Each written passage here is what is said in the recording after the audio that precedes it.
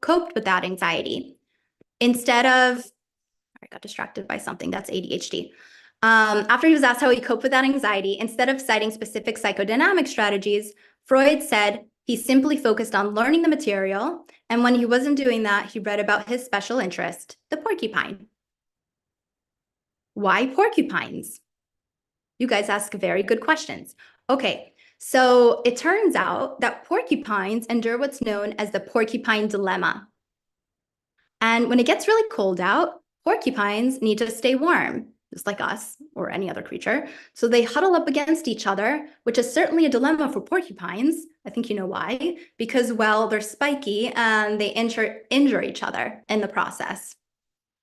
Despite this, porcupines continue to huddle to keep each other warm. So in comes Freud with his relational complexes, and maybe now it's a little bit more apparent as to why he was so into porcupines and why we still talk about that dude. Yes, Freud. Like people, porcupines have complex relationships. As people, we need each other, but we also hurt each other.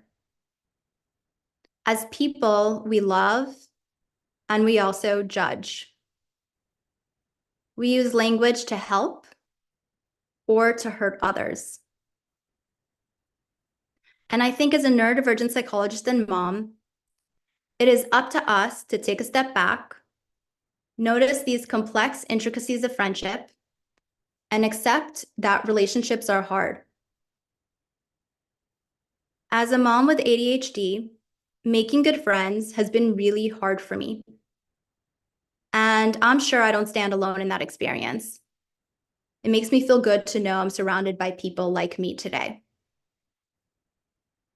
I'm selective in my friendships, and it takes a lot of emotional and physical energy for me to really invest in a relationship. Not too long ago, I learned my best friend is struggling with some pretty severe medical issues. And I've been looking at my raw under eyes in the mirror, wondering how I got to this place at the age of 34. The truth is that I don't have many friends. So losing my best friend would really mean losing myself. In these moments, I can't help but blame myself. Why'd I put all my eggs in one basket? Shouldn't I have been more social? Why didn't I put myself out there? Why the hell am I so picky in relationships?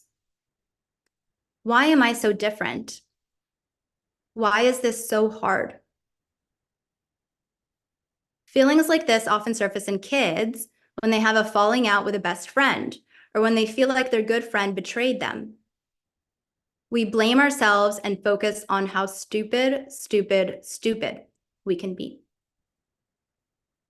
But if we really take a step back and look at the science, we aren't stupid. We're the opposite of stupid. In college, while I was completing my psychology major, all the professors encouraged us to do research. And I didn't know what I wanted to do research on until one day when this graduate student gave a talk in one of my undergraduate classes. He was in a research lab that studied friendship in adolescence. And given that social interactions were largely a mystery to me, studying them in a lab sounded fair. And off I went, devoting years of my life to studying peer relationships in middle schoolers. You know what finding was consistently found over and over and over again in the research? When kids struggle with behavioral and emotional issues, they tend to get bullied and rejected by peers, which makes sense. If you interrupt others and stand out as weird, kids are going to isolate and target you. It also makes sense that having friends alleviates this problem. Like if you have a squad to protect you, you're less likely to get bullied. Here's the kicker though. You really don't need a squad. Friendship research has consistently shown that all you really need to protect you as a kid from bullying and its related mental health issues is one good friend. You need one. And as long as the friendship is supportive and high quality, it doesn't matter if you're neurodivergent or if you're a porcupine or if your friend is neurodivergent or if he is a porcupine, because now we know that birds of a feather flock together, and porcupines and neurodivergent kids. The bottom line is that if your kid has one high-quality friendship, that can improve your kid's outcomes by miles and miles. They only need one. Now, one friend protecting you from bad emotional and social outcomes doesn't mean you should limit yourself, but I hope that hearing this gives you some semblance of hope for yourself or for your kid who may be struggling in their friendships, because we really only need to start with one. And will there be hardships and pain along the way? Yes. But as Freud and now we've learned from the porcupines, experiencing pain in relationships is part of what makes them so valuable.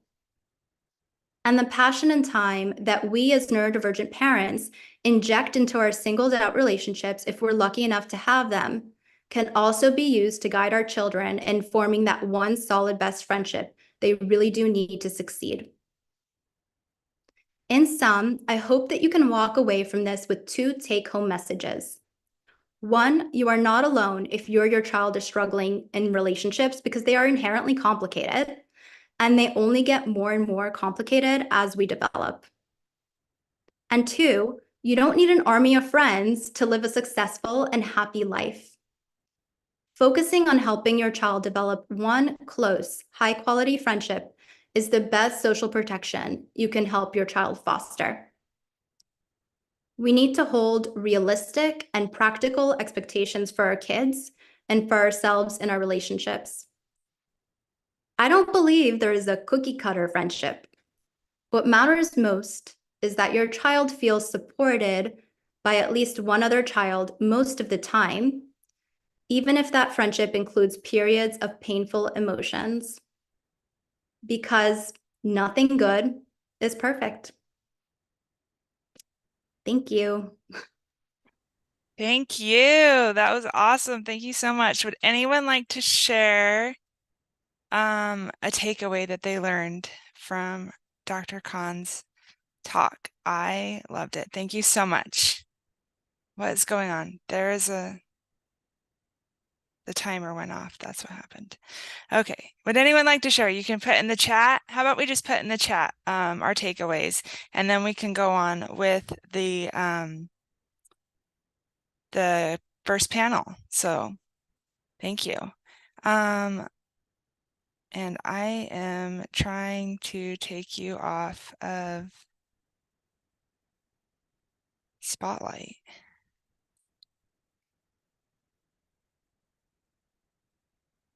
Remove Spotlight. Okay, there we go. Thank you so much. I love the porcupine thing. Thank you for including that.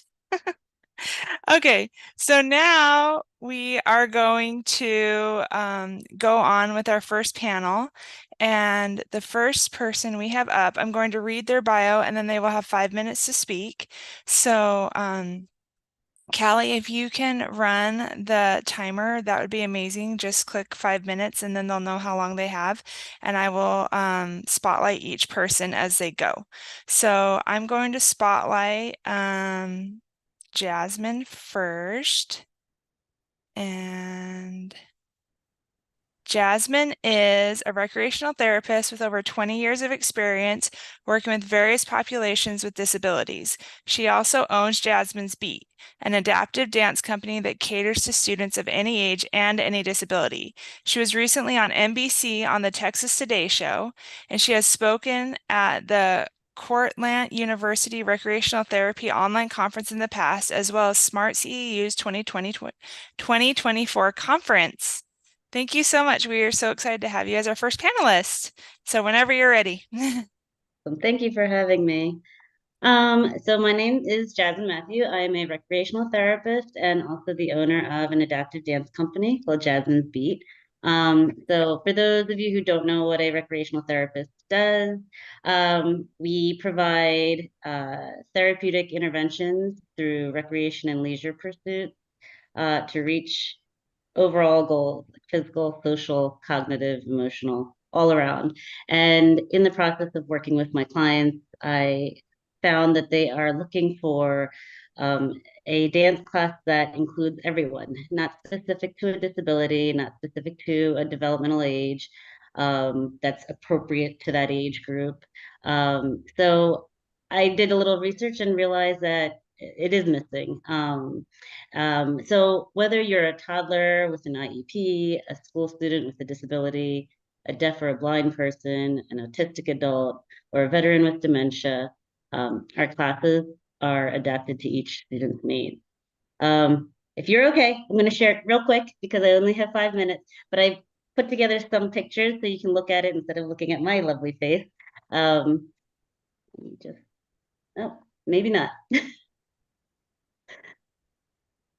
Or I could show it during the breakout room. Okay, so one of the things that I wanted to discuss was the 5 benefits of adaptive dance, and why you should consider a neurodivergent child to join. So one of the first questions that get asked to us is how old? Is there a cutoff, or is there a limit? And for our classes, there is no age limit. We accept newborns to 100 years old. In my work as a recreational therapist, we also did intergenerational work, meaning we took older adults and combined doing leisure activities with school age kids or toddlers, and there was so much proof of just goals being met right off the bat as soon as that group got started. So we love where we can team up different age groups together and see where that could take us. And the best thing about our dance class is that music reaches everyone. Music applies to all generations sometimes, doesn't matter how old the song is, or they make a newer version of an older song. So the best part about that is that they are able to create creative work together. So when we have our groups, we initially start out as a mixed age group, and then as needed, we might have to separate out the groups based on developmental age, which is more understanding to, if you have a teenager who's actually at an elementary age developmentally, it makes more sense for that student to be in that class. And they can continue working on various skills. The second benefit of adaptive dance with us is that we do not have a disability specific group. We modify and adapt like you would for everyday life, but a benefit is that it can transfer to home life. So in the community, we share information on other disabilities and give them a social group. And the friends that they make in our classes, they continue their friendships outside of the classes, which is what one of our goals is as a recreation therapist. And then also, just in general, that's what we want for our students. And a lot of times these adaptive dance classes that are out there tend to be very specific to Down syndrome only, or wheelchair dance specific. So the one positive thing is that everybody can be included. And the third benefit that we have for our adaptive dance class is that although it's not initially meant for respite, it can also be an hour of self-care for the caregiver. So as a parent, we welcome you to stay and help the students, which is the fun bonding time with the students, or you can step out and use that hour for yourself. We also welcome siblings to help out. That's another opportunity for bonding for them as well. We give options. We also give a behavior questionnaire at the beginning of a season or whenever they start joining classes, and it helps us understand what triggers and what techniques are used for that student. And because we have, as a parent of an ADHD kid, I know it takes a village to raise, our students and our kids. And, if, oh, okay. You can finish your thought. Go ahead. And then my other benefit of adaptive dance is that we have many goals in 1 hour that we meet. And although fun and therapeutic, some of the ones that I mentioned in our 20-minute video is the physical endurance and fine motor skills like grasping, where you can sim or pace without judgment. There's acceptance and increase in self-confidence in our classes, things that you don't realize are happening during our classes. And then the last one is that many of our students grow in this program with training and now can assist and lead our classes. So they have employment and volunteer opportunities. So these are still all these different reasons of why a neurodivergent student should happen in dance. So I hope to see you guys in one of our virtual sessions as well. Thank you. You're awesome. Thank you so much. So our next, and put your any takeaways that you learn or any questions that you have, put them in the chat, and then our speakers can answer you, or you can go to their breakout rooms too. So our next panelist is Elizabeth Stitt, and I'm going to spotlight her. And Elizabeth is a veteran teacher turned parenting coach. She founded Joyful Parenting Coaching 10 years ago. With over 50,000 hours of direct work with children, Elizabeth focuses on empowering overwhelmed parents with skills to create harmonious homes. She teaches parents how to connect deeply with their children using body, voice, and imagination, and implement systems and structures for smooth day-to-day family life. In 2021, Elizabeth was the CoachesFoundation.com Parenting Coach of the Year, and she recently was featured in the San Francisco Examiner's 11 Leading Parenting Coaches to Rely on in 2024. She has spoken for companies like Albertsons, Cisco, and Google. Welcome, Elizabeth. Thank you. Such a pleasure to be here. My friend Carol had a happy, loving baby. In fact, she described him as her little Buddha. Her older child had been something of a struggle because he was a PKU baby. And so feeding him and making sure he was getting the right foods he needed was creating a lot of anxiety in her. And he was a somewhat nervous kid. And to get this happy, loving child who was just easygoing, went along with his brother, made her day. And at about 18 months, he began to lose his vocabulary. He had regressive autism, quite severe. She describes this as, and he's now an adult, but she describes it as 1,000 readjustments of what she thought she was going to have, what she hoped their life was going to be. That she said it's like falling off a cliff. Like you fall off a cliff and oh, there's a landing. And you think, oh, okay, I haven't fallen that far. This is okay. And then there would be another fall and a new landing and a new adjustment. And I hope I'm preaching to the choir when I say this. It is okay for you to grieve every fall. We are human beings, and it's natural for us to want to try to control a situation and to create something that we can rely on. And with neurodivergent kids, a lot of the times we do not know what we can rely on. And it hurts us when our kids are hurting. It hurts us when our kids are struggling. My daughter went to a fabulous alternative school. And I'm so grateful that she did, because it really meant that there was a lot of space for her to grow up in her own way. But by third grade, she still wasn't reading effectively. And so we sent her in for a lot of testing. And, the testing came back that she was super high in some areas and super low in other areas. And I was sad. I have mild dyslexia. I knew that had been a challenge for me, and it was looking like her challenges were going to be even greater. And I was sad because once I did learn how to read, reading became the center of my life, right? Like all those middle school years when I didn't have that best friend, I had reading.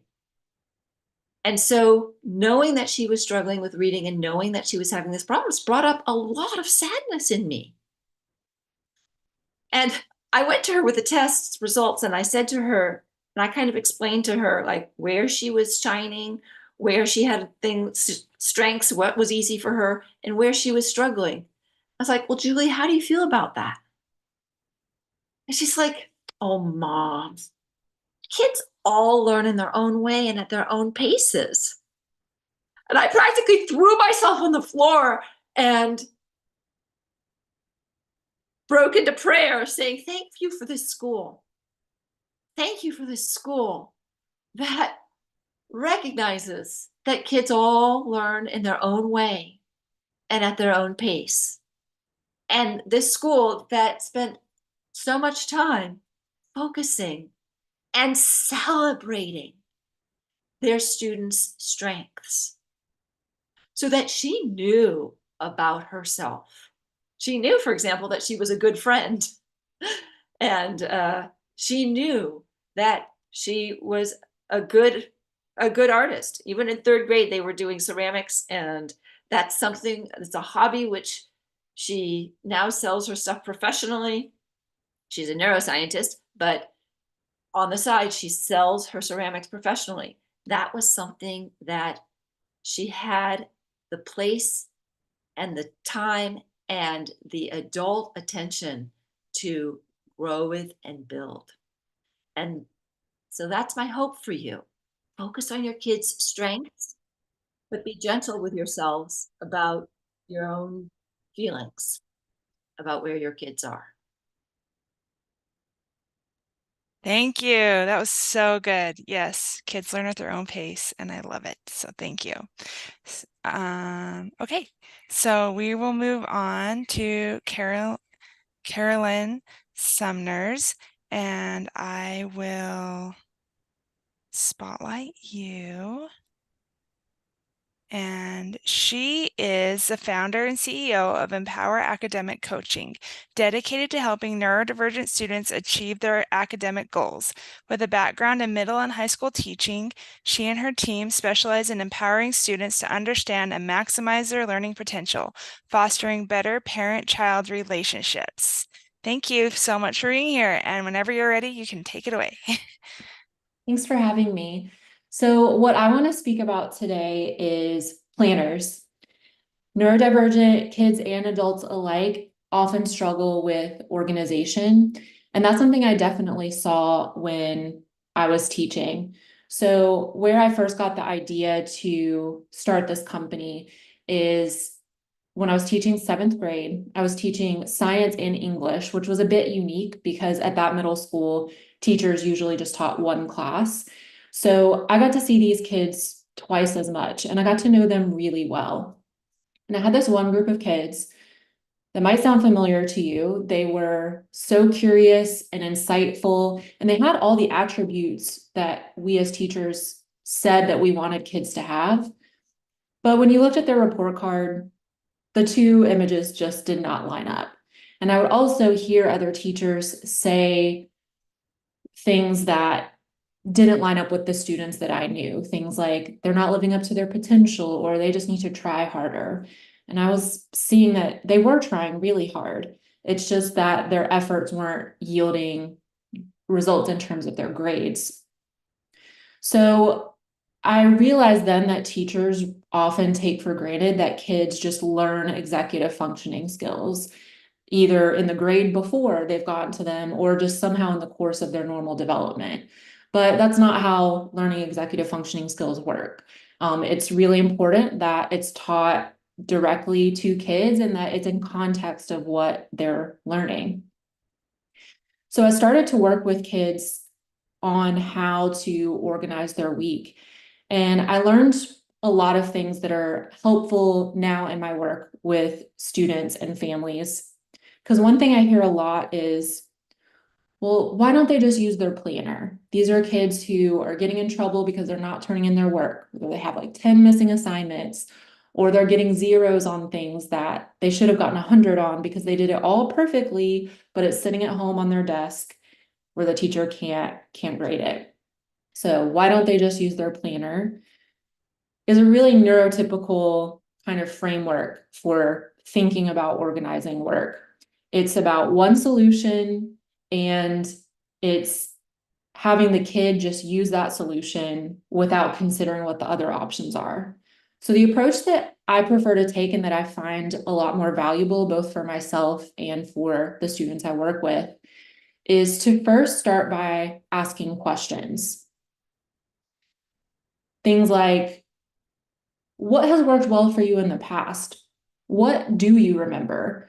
I think sometimes, especially with neurodivergent kids, other people who don't understand them can assume deficits where there actually may be strengths. There are things that neurodivergent kids remember. What are those? And let's harness what's working there and see if we can then translate that into a system that works for you with the things you're struggling with.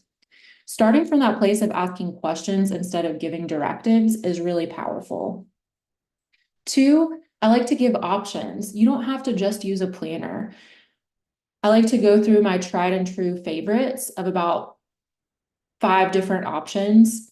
Things like Google Keep, which are like online post-it notes, making their own planner on Google Docs, using a whiteboard. The important part is that they're able to think through what the options are and they're able to choose the one that best suits what they want to try at first.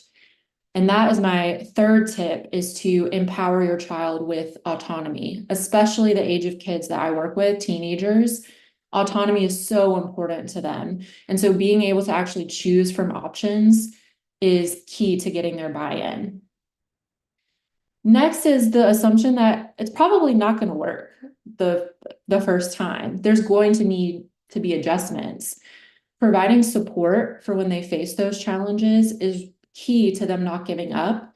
And celebration is really important for ensuring that they know they've done a good job. They're so used to, as you all know, getting negative messages about their performance. So that positivity of, hey, I love how you remembered that your friend's birthday party is this weekend because you wrote it down on your whiteboard, can be really uplifting. And then finally, I like to say embrace the rotation. Especially with ADHD, novelty is a huge craving. So don't expect that a planner is going to always work. It's okay to switch and use different techniques in a rotation style. That's what I personally do as well.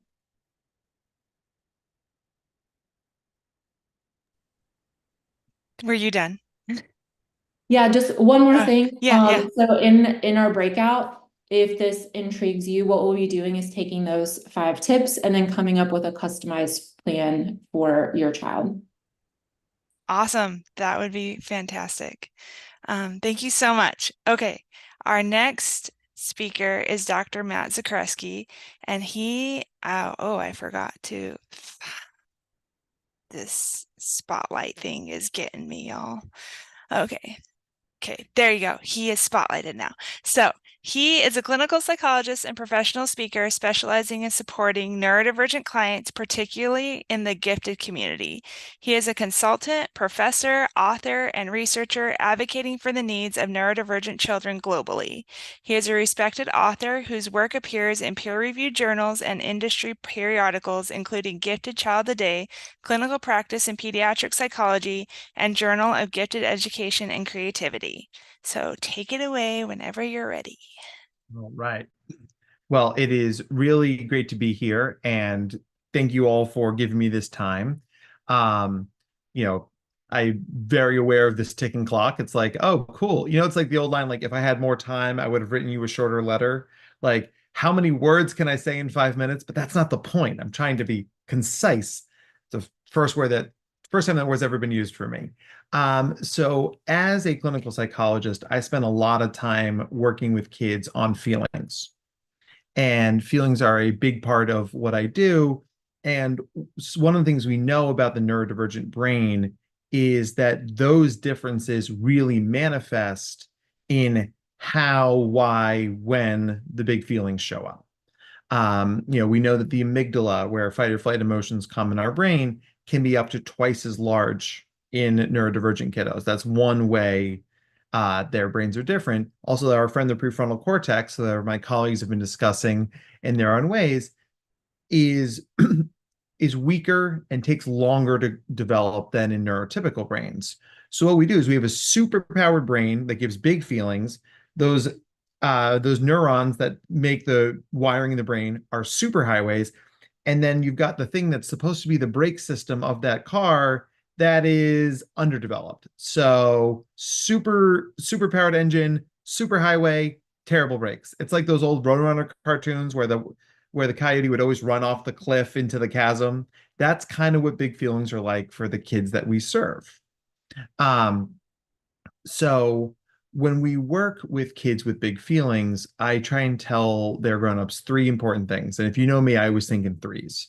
The first thing is we're never going to get big feelings to zero. That's not the point, right? You might want your kid to never have another panic attack. But the problem with setting those sort of goals is that if it's not perfect, it's bad. So it is really difficult to never have another panic attack again, but you want to do fewer panic attacks less often for shorter periods of time, or what we call in psychology the big three: frequency, intensity, and duration. So not no anger, less intensely for less often. The second thing we're going to try and do is we're going to remind ourselves as parents to be curious, not furious. Nobody wakes up in the morning, it's like, you know what I want to do?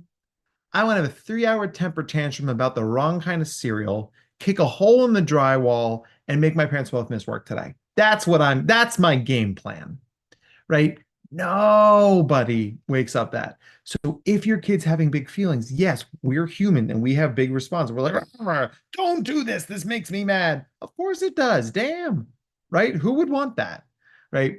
Instead, we take a breath and we say, hey, listen, I know you wouldn't choose to feel this way, right? Clearly something's going on here. Can you help me understand it? We're going to be curious, not furious, because it's always me and my kid versus the problem, not me versus my kid.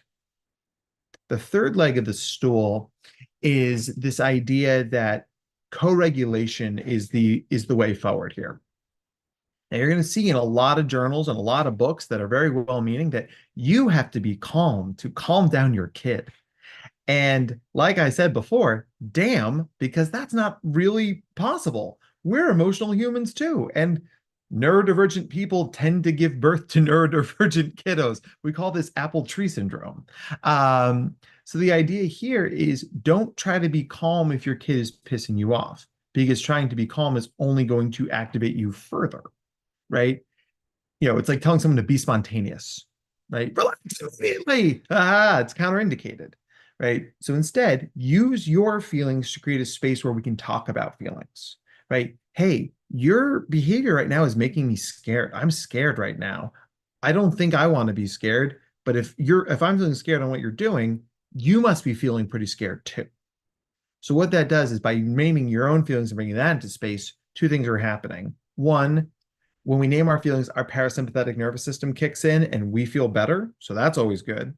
The second part of that is that we're modeling to our kids that when we name feelings, we feel better and that it's a safe place to do so. Because most of the time when we find out what's pissing our kids off, it's not going to make us angry. It's going to break our heart. And 99% of the kids I've worked with over the years, when you get to the bottom of it, you're like, I'm glad I know. And now I can help you. And time. All right. I'm done for the day. I'm cooked. Thank the longest you. 5 minutes ever. That was awesome. Thank you so much. I love. So you came on the podcast and said curious, not furious. And I have remembered that ever since then. So thank you for that. Okay, now we are going to go into our breakout rooms, and presenters, just remember to record to the cloud. And this is a time where people can ask questions, or if you just want to share more information about your topic, that would be fantastic. So, Callie, do we have the breakout rooms ready to go? You can put those up.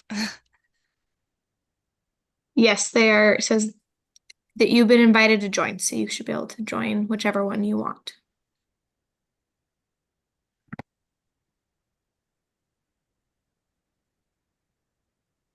This feels like high school all over again. And then I think the presenters have to choose their own room and go in there too. Yes, that's correct. Yeah.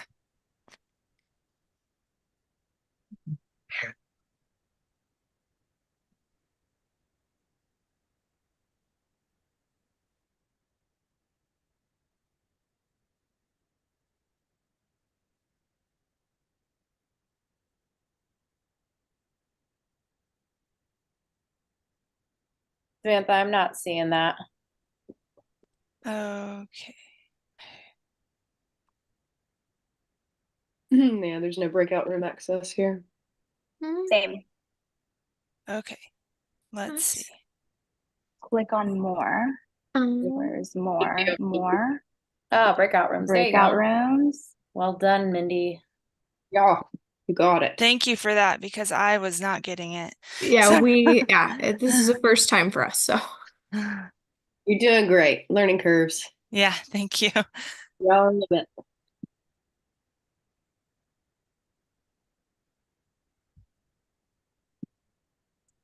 And if you really can't find it, I can assign you as well if you tell me which room you want to be in. Sam, it's telling me that I don't have permission to record. Oh no.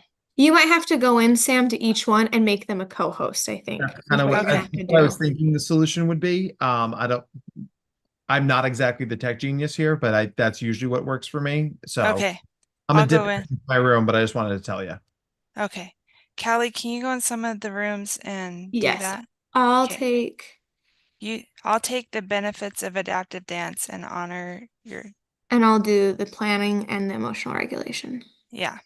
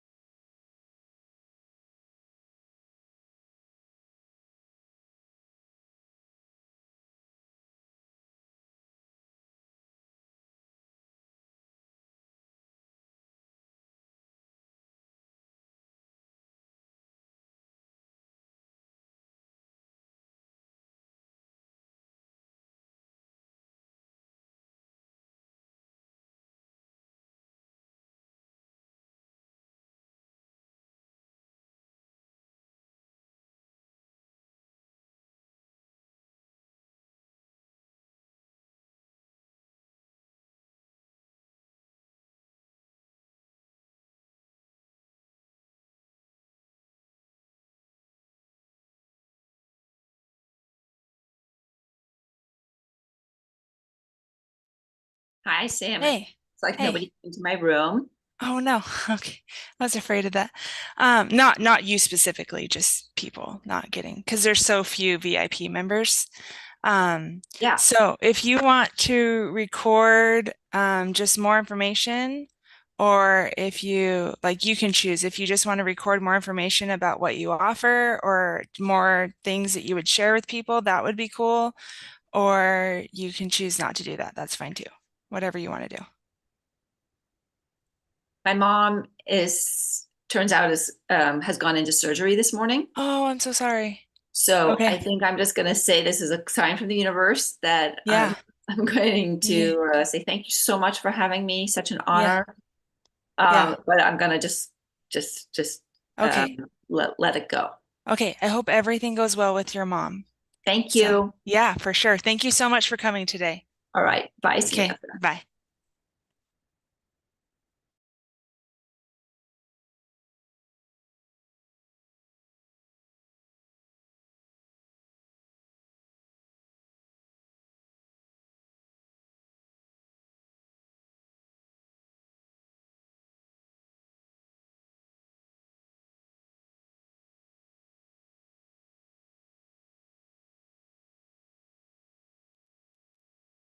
You're muted. What did you do to get them to record? Because I think I'm just recording this room and not I click on their name, like I pull up participants and then it shows their name. Oh. And if you click on their name, there's like 3 dots and I say like allowed to record.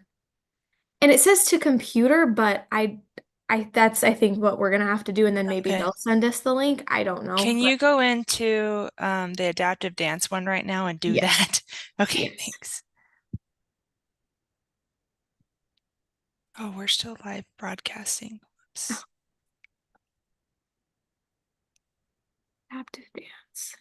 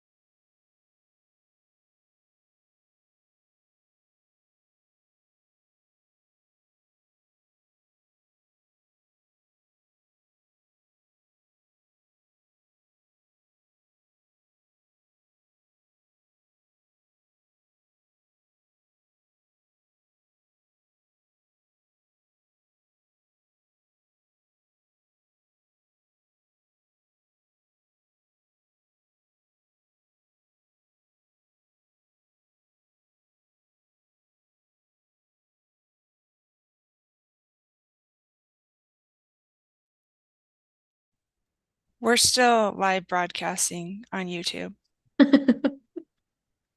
So Okay, cool.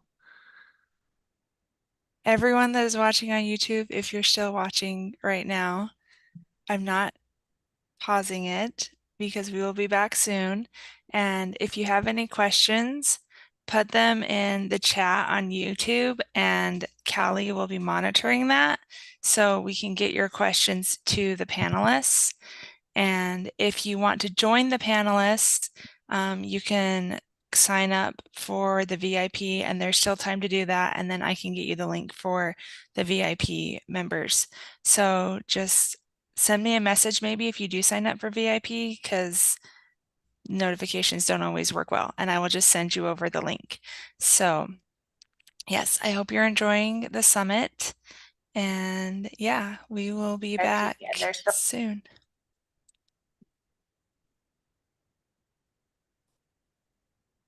9 more minutes and then we'll be back. And they know that they only have a certain amount of time?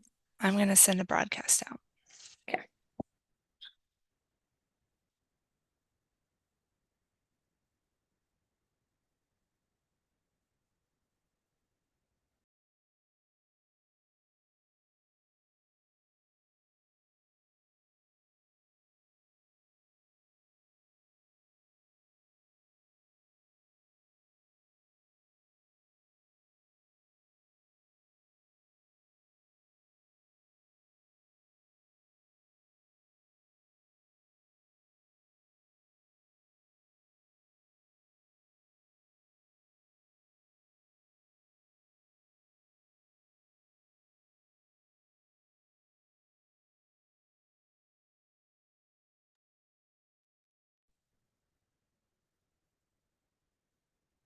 Hello, Megan. Are you wanting to join a breakout room?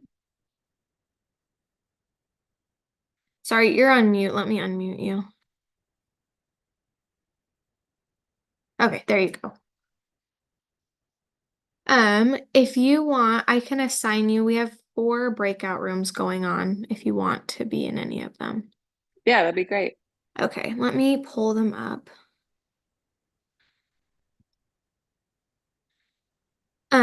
Okay, so we have the benefits of adaptive dance, honor the child you have, not the child you wish you have.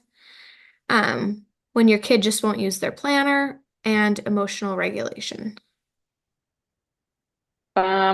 I'll do emotional regulation. Okay, perfect. Okay, you should be sent there.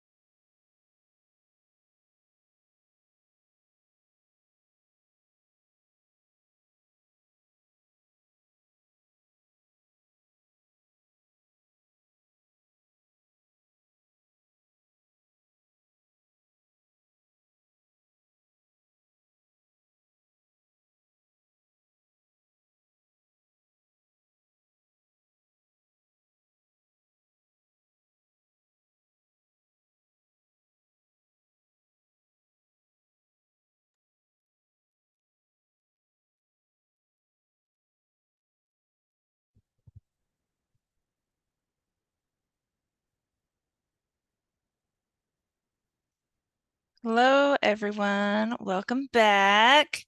We'll wait till everyone gets in here, and then we'll do some, what's it called? The takeaways. What did you learn? So be thinking about some takeaways. If you have any other questions, and for those on the YouTube live, just type your questions into the chat and we can get your questions into the presenters.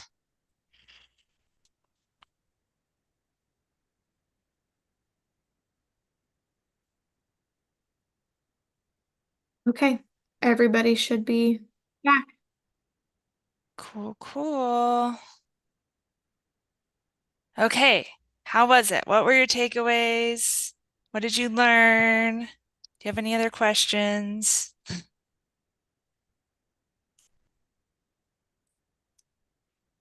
That was an amazing session. We definitely could use a little bit more time. I was in with Matthew and the group, but we were learning a lot about just some quick skill sets that we can use with our kids that are in dysregulation, and how to not only use that ourselves, but prepare other educators and support system folks to be able to help them as well in the neurotypical world that's not set up for our kids. So biggest takeaway is we have a lot more power as parents to help set them up for success by creating some quick solutions for other people to pass along and then educate them along the way.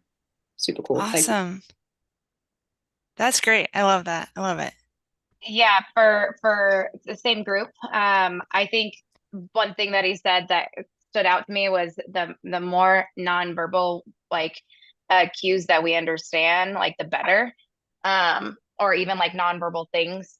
This is my ADHD, and my husband's bringing me food to eat, so I don't forget. I think that was super, super helpful.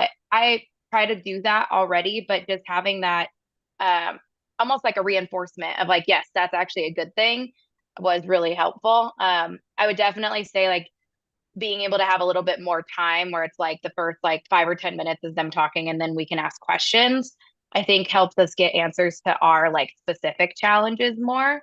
But outside of that, it was great information. So I'm looking forward to it more. Awesome. Awesome. Good. Maybe we'll make the next breakout rooms 25 minutes and only 5 minutes for talking. I don't know. We'll see. We'll see how it feels. So any other takeaways? Or we can ask questions here too. What questions do you have to get answered? I had one, but I wasn't able to get to it. But I know I've talked to you about it too sometimes, that like maybe my son is just overstimulated. We had an incident yesterday where it was full meltdown, and like he has ADHD, so it was like pretty epic. Couldn't regulate his emotions, didn't want to transition, punching, kicking, self-harm, like the whole works. And for me, because I have ADHD, like it triggers me. And so I'm trying to maintain while also trying to maintain him. And I didn't know if there's any advice on like helping in those situations when it's like he's at his worst and I'm trying not to go there with him. Yeah. Dr. Matt, do you want to address that? Or do you have anything?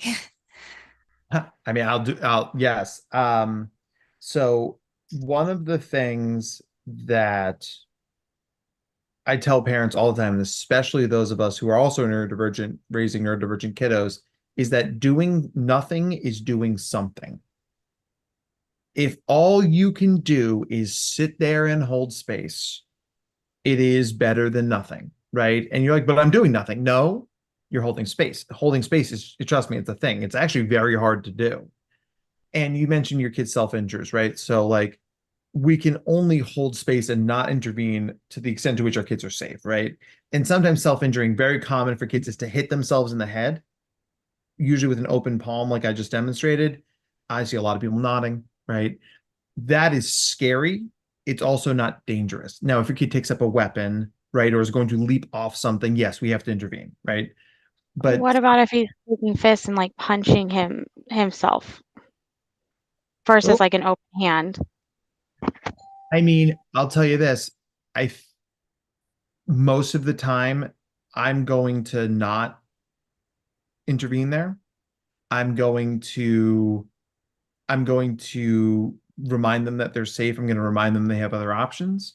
But if their nervous system is so redlined, they're not really going to be able to hear us anyway. And if you're in there trying to block those punches, you not only might get hurt yourself, but you might escalate the situation. So it is really scary and really difficult, right, to watch your kid hit themselves, but it's those sort of moments where,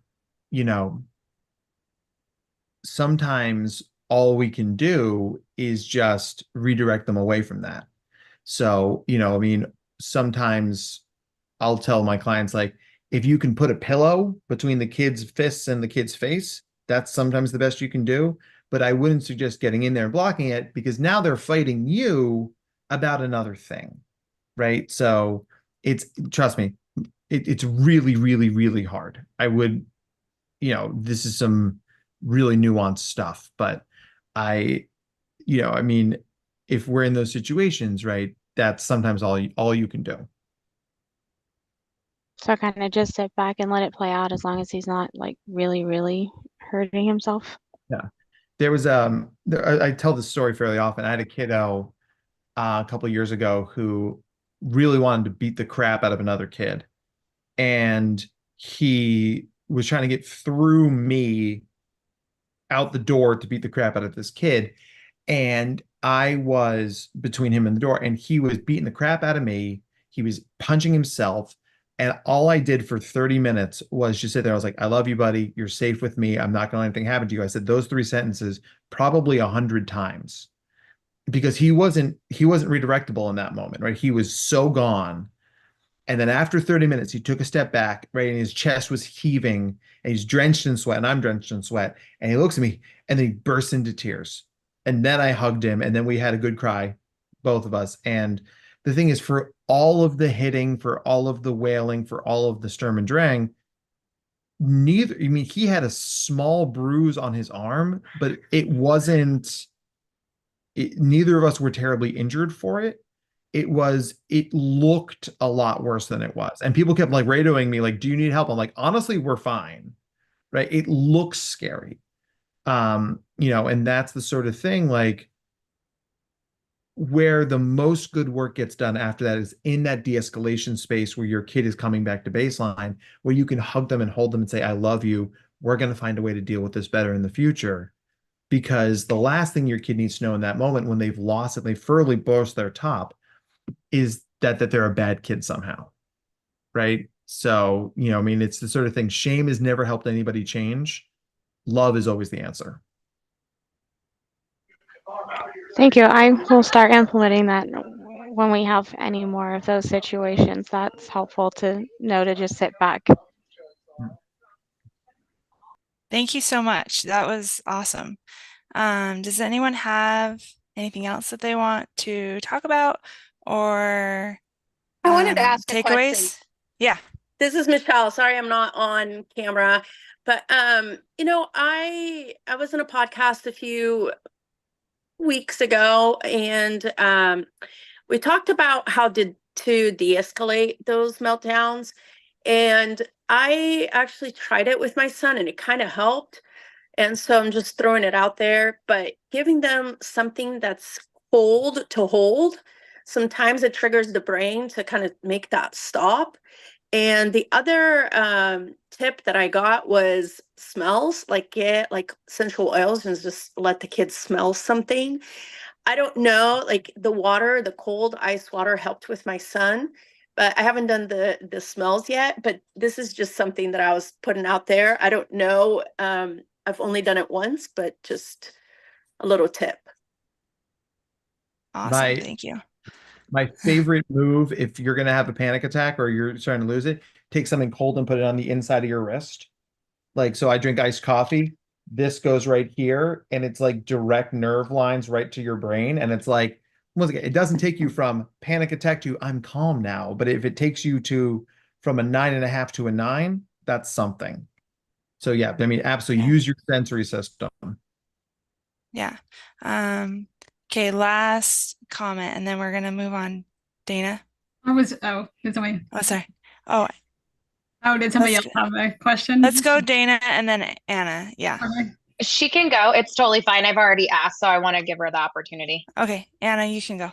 Oh, that's okay. I was just gonna, I have 3 adopted girls, and just one, I was just gonna put it out there for thoughts about, we have one that just, she does amazing at school, just as, we got her at 3 and just has overcome so much, and just, she's like thriving at school, but at home she just keeps sneaking food. Like, we've done every amount of redirection that we can think of, and I was just gonna put it out there to see if anybody had thoughts about just sneaking food and hiding it everywhere in our house. So it's just kind of a unique, you've heard, I mean, I've heard about that for like the training that we did for foster to adopt kids, but I just was just any redirection that we can think of just, and I don't know if it's this just defense mechanism of just she's trying to upset us or something that just defense mechanism thing to, so I don't know, just kind of wanted to put it out there. Just to... So you're asking about the hiding food? Yeah, just I mean, okay. Just like sneaking food and hiding food all the time, and just we just can't seem to find anything to overcome that. And like the more that we try to redirect it, it just seems to get worse. And I mean, just yeah. Does anyone have any suggestions? This is Shannon. I'm a speaker later on today, and I had a question for you, Anna. Is it sugary things or is it food in general? Yeah, it's usually sugary things. Does she have ADHD? Yes. Okay. And how old is she now? She's 8. 8, okay. It is actually really common, and I think, like you said, for this to happen, because, and I'm speaking on ADHD later today. That's okay. That's why, yeah, you're like, who are you? And so one thing that I recommend to my clients is, first of all, it's normal for them to crave sugar, because when we have ADHD, the dopamine is either lacking or not processing and connecting correctly. So there's that deficit causing so many of the problems with ADHD. But your body's response to that is sugar. Sugar helps. It's like it's a dopamine hit for her. Okay. And that's not great, because they feel like they have to sneak it. So that creates the shame and then the hiding of the stuff, and then she gets in trouble and all that kind of thing. Yeah. So I think just that knowledge of knowing she's not doing it to make you crazy or to be a bad little kid or whatever. Right. I think it's her body's way of compensating. Right. So are y'all strict with food? Is there any way that you could give her some, because control is real important to these kids. Could she possibly have like control over something, or she gets to pick the dessert or something like that? How would that work?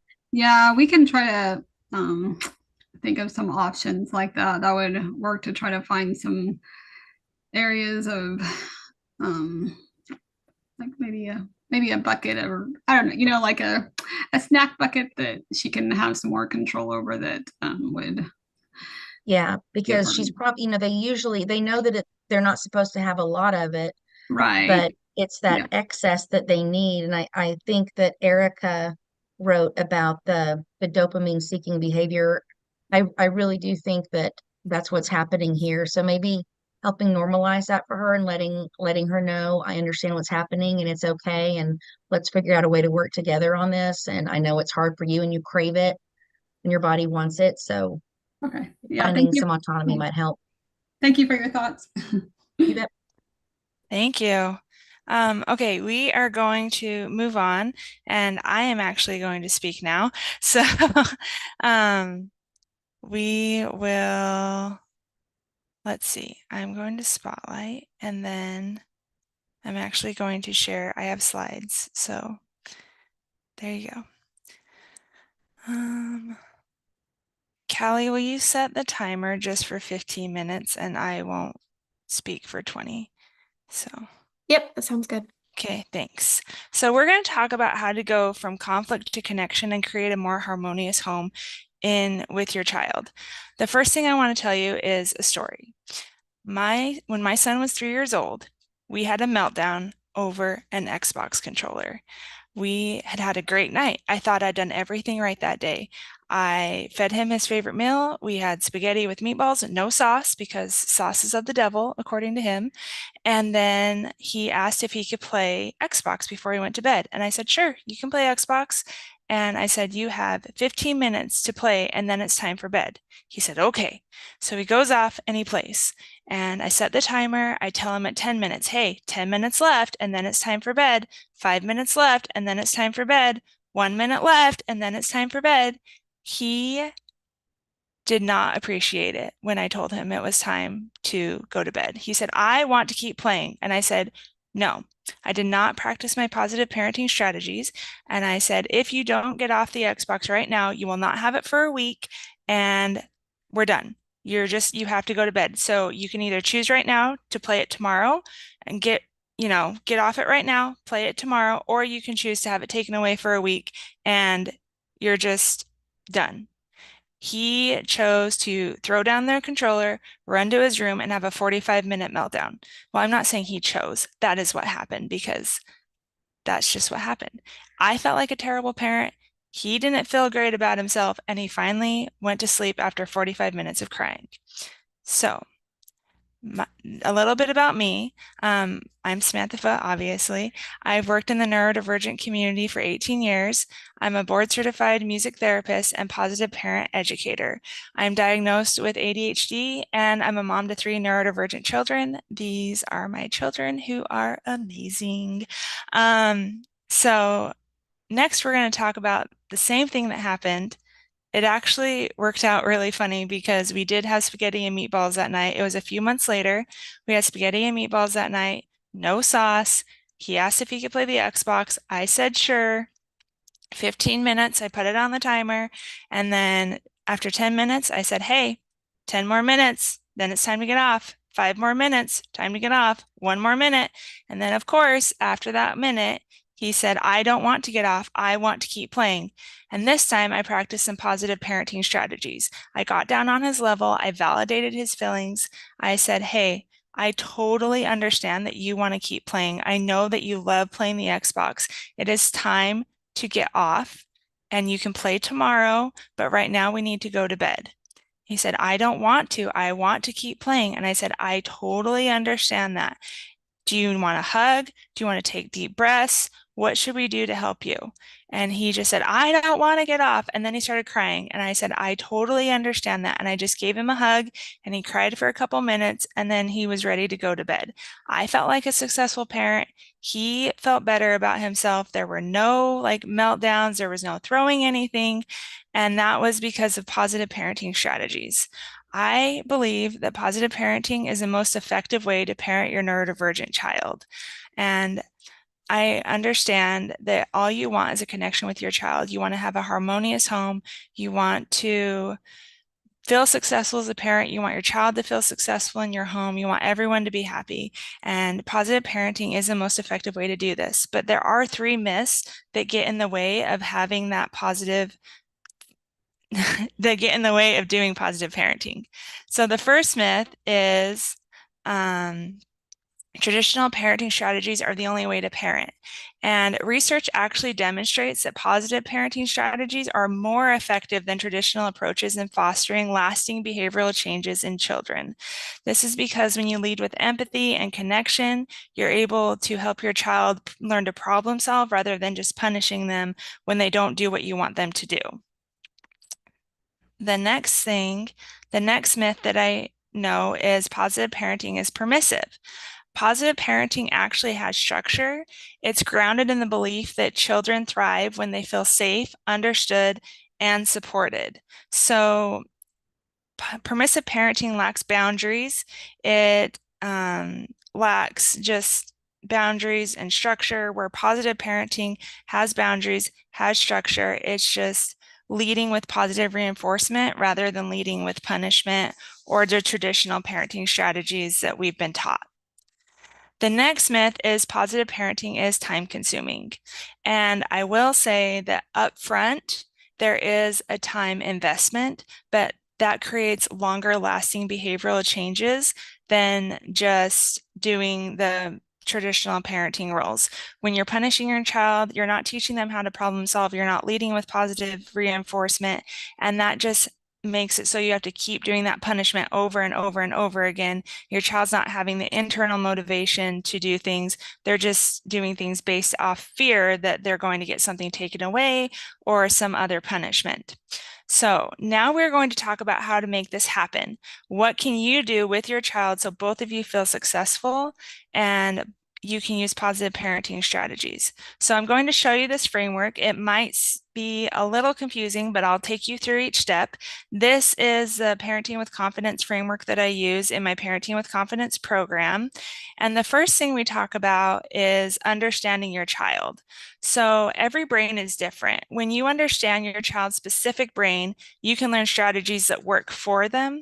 Every child does things for a reason. Like we were talking about before with emotional regulation, they're not doing things just to make you mad. They have a need that's not being met, and that is why they're doing that behavior. So they don't do things just to make you mad. Reasons for behavior might be that they're seeking that attention or connection. They want a connection with you. They want to feel like you're paying them attention, and they just need that from you. And they will get that from you, whether it's positive attention or negative attention. So positive attention is when they do something and, they say, hey, will you play this game with me? And you say, yeah, I'll play that game with you. I will, and you go do something with them, or they do something really awesome and you're like, yeah, that was great. Like, great work, great effort. And negative attention is when they do something that maybe isn't that great. Maybe it's something that you don't want them to do, and you give them negative attention for it. So you say, why did you do that? Or that's not something you're supposed to be doing, or you get mad at them or you yell at them. So they don't care whether you're giving them positive or negative attention. They're just looking for that connection from you. The next reason for behavior is escape or avoidance. So they are asked to do something that overwhelms them, or they're in an overstimulating environment, or they don't want to do something, and so they're trying to avoid what you're asking them to do. That's another reason why they might have a meltdown or a tantrum or something like that. And the third thing is sensory triggers. So I just learned this, but if a kid is receiving sensory information, it may be overwhelming to them because the sensory stimulus is going to their pain center and it's not going to the appropriate center in their brain to interpret what sensory stimulation is coming in. So they're actually feeling physical pain rather than feeling the sensory sensation. So that is a reason why they might have a meltdown. Like, you walk into the store and your child has a meltdown every time you walk into the store. It might be because the lights are too bright, or it's too loud, or there's people touching them, or their clothes are too tight, or it's too hot in there, or it's too cold in there. There are so many different sensory stimulation things that can come in that can cause your child to be overstimulated. And the last thing is they don't have access to something that they want. And this could be the dopamine that we were talking about with the food. So they might hide the food. They might have a meltdown if they don't get the food because they're looking for that dopamine, or they're looking for something that they need. It's not just, hey, they ask for a toy at the store and they don't get it. It's much more, it's deeper than that, and it's more nuanced than that, than just they don't get something that they ask for. It might be like a need that is unmet and they don't know how to ask to have that need met. And the next thing that we talk about in the Parenting with Confidence program is master your own self-regulation. And if you're not self-regulated, you can't help your child be self-regulated. And like Dr. Matt was talking about, this doesn't have to be like, oh, you're like centered and you're not feeling stress at all or anything like that. It's just keeping your own cool so that you can help your child calm down. So like he was saying, when that kid was beating him up, that he was just repeating those phrases and he was able to calm the child down rather than freaking out and yelling at him and causing the situation to be worse. If you master your own self-regulation, then you can help your child self-regulate. And this is one thing, like he was saying too, children and adults who are neurodivergent often have high emotional empathy and low cognitive empathy. Emotional empathy is just feeling the feeling, and cognitive empathy is knowing what the feeling means. And so a lot of neurodivergent people feel the feelings, but they don't understand what they mean. And so a way that you can teach this is go through your own feelings. If you're feeling frustrated, you can say, I'm so frustrated right now. I'm going to go do this thing so I can be less frustrated. And then say what's causing your frustration. So I just got this phone call and I feel really overwhelmed because now I have to go do all these things and this person just asked me to do something and I don't have time to do it, or I stubbed my toe and now I'm really angry, or I just found out that I don't get to do something that I want to do, and so now I'm sad. And then you say, I'm going to go do this thing to help me get back to where I want to be. And for me, I really use music to help me self-regulate. When I was younger, my mom knew exactly what I was feeling when I came home from school because I'd play the piano and I would play the same song and it would be angry or sad or happy, and the same song would sound that way and she would know exactly how I was feeling. So I do use music to self-regulate. And there's other things that you can do though. If it's appropriate, you can go for a walk, you can do deep breathing, whatever helps you feel better. I just read a study that said dance parties, if you're having a dance party regularly with your family, that it actually increases harmony and happiness in your family. So that actually happened to my mom when I was younger. I'm a lot older than my sisters, so all my sisters were teenagers, and this happened just a few years ago. And everyone was arguing and my mom just turned on music and everyone started dancing, and she just started dancing, and at first my sisters were like, what is going on, like she has lost it, but then they started dancing and it just really broke up the contention. And I'm not saying that will work every time, but that's something that might help you self-regulate and help your child self-regulate too. It also might just make them more mad, but something to think about, out of the box ways of helping. So the next thing is parenting with positive strategies. So research shows that traditional parenting strategies such as punishment are not as effective as positive parenting strategies. Positive parenting strategies focus on connection with your child and positive reinforcement. One of my favorite positive parenting strategies is from Positive Discipline, and it is connection before correction.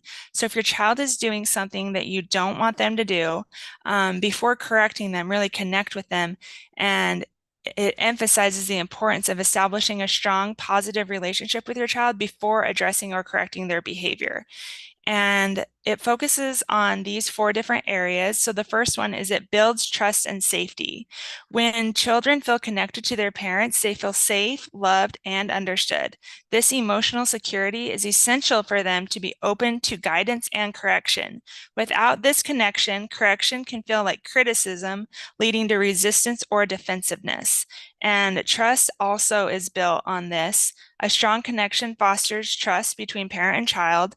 When a child trusts that their parent is coming from a place of care and understanding, they are more likely to respond positively to correction. The next one is it reduces power struggles. Because you're building that emotional security and that emotional trust, you're increasing empathy and understanding and prioritizing connection. Parents can better understand the reasons behind their child's behavior. This empathy helps in addressing the root cause of the behavior rather than just the symptoms, making corrections more effective. And the next one that we've talked about is it fosters long-term behavior. Oh, no, I skipped one. It promotes emotional regulation. It has a calming effect. When you're focusing on connection over correction, you can have a calming effect on your children. You can model that behavior for them of how to calm down. And then it also fosters long-term positive behavior. So it increases internal motivation. When correction is grounded in connection, children are more likely to internalize the values and lessons being taught. This means they learn to make positive choices, not because they fear punishment, but because they understand and agree with the reasoning behind them. It also strengthens their relationship. Prioritizing connection strengthens the parent-child relationship over time, making future corrections easier and more effective as the child grows. This strong relationship becomes a foundation for guiding them through more complex challenges as they get older. So we don't have time for questions. And I know that having a harmonious home, having your child feel successful, have you feel successful are important to you. And by understanding your child, and that is really distracting. Understanding your child, understanding self-regulation, and using positive parenting strategies can help you in achieving this goal. If you have any questions, let me know. You can email me, you can DM me on Instagram, whatever you need. And yeah, thank you for listening. So we'll stop the share. Oh, where'd it go? Okay. So, no time for questions. We are going to go right into our next panel. And our first panelist is Erica Shoup. So I will bring her up, remove my spotlight, and spotlight. And Erica is a business and life coach, as well as a co-founder of Kula, an online community supporting neurodivergent individuals. Erica's focus is on creating a safe space for neurodivergent people to connect, explore, and grow, navigating unique challenges and building fulfilling, sustainable lives. She's been guest on multiple podcasts, including Inspired by Cynthia, The Sparking Entrepreneur, Every Brain is Different, which is my podcast, and she was a fantastic guest, Healthy Mind, Healthy Life, and ADHD Goals. So take it away, Erica. Thank you so much. I am excited to be here today. As Samantha said, I'm the co-founder of a community for neurodivergent adults. And so this is something that is obviously very close to my heart. I am late in life, realized, and very much in the throes of still navigating my own neurodivergence. But over the last couple of years, learning about myself and how I'm wired has totally changed the game for me, because I approach life completely differently now than I did before. Old me, some of you can probably relate, was the perfectionist because of the heavy RSD. I have a lot of the autistic tendencies related to very strict rules and rigidity. And so if things weren't going exactly as I thought they should or as I wanted them to, I would just sort of shut down. Or because of these incredibly high standards I put on myself, I would burn out, which is something that a lot of neurodivergent people can relate to. We burn out faster and more frequently than neurotypicals if we don't know how to manage our day-to-day, which is what I'm here to talk about today. So whether you're self-employed or not, what I really want to dive into together today are some tools that we can all place in our toolbox to help us build more intentional, sustainable lives. Because the reality of so many of our day-to-day is that we are juggling multiple responsibilities, not only the needs of our children and our families as a whole, but also our own needs to care for ourselves and manage our own emotions and regulate our own selves so that we can still show up for our families in the way that we want to.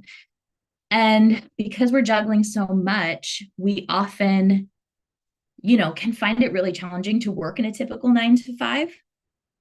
I always found the structure of a typical 9 to 5 really helpful for the ADHD tendencies, but the lack of autonomy and control, or the lack of flexibility, I really struggled with.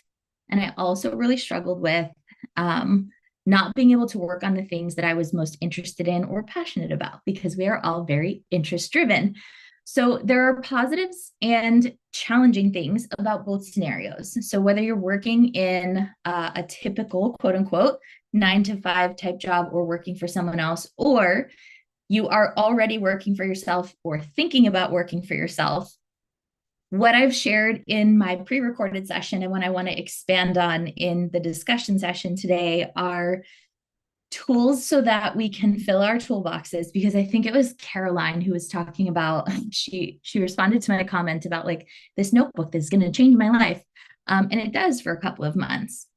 But I think what's most important, and the thing that I've really tried to lean into and embrace, is that the more tools I have, the more I can continue to reach into that toolbox and get creative, because something works until it doesn't. And so then when it doesn't, we need to find new solutions and new ways of showing up. So whether you're trying to build a life that feels manageable and sustainable in the context of typical employment, or you are already self-employed, or maybe you want to make the jump so that you have more freedom and flexibility to show up for your family in the way you want to, that's what I want to talk about. So first and most important for me was establishing my own set of core values, because it's helped me avoid shiny object syndrome, chasing whatever pops up in front of me that just seems fun or interesting at the moment, and then getting lost to my actual goals or the direction that I want to move.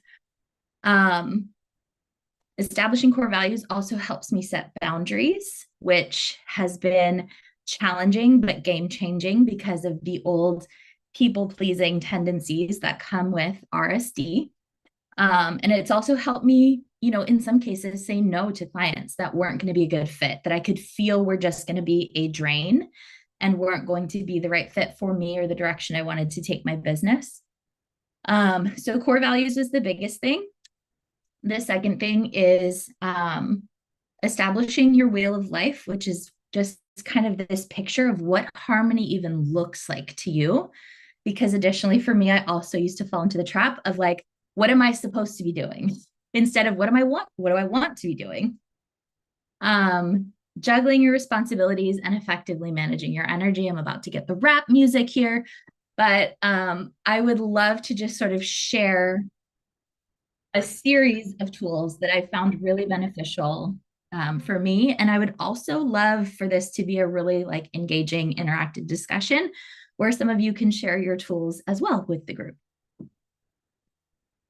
Thank you. Awesome.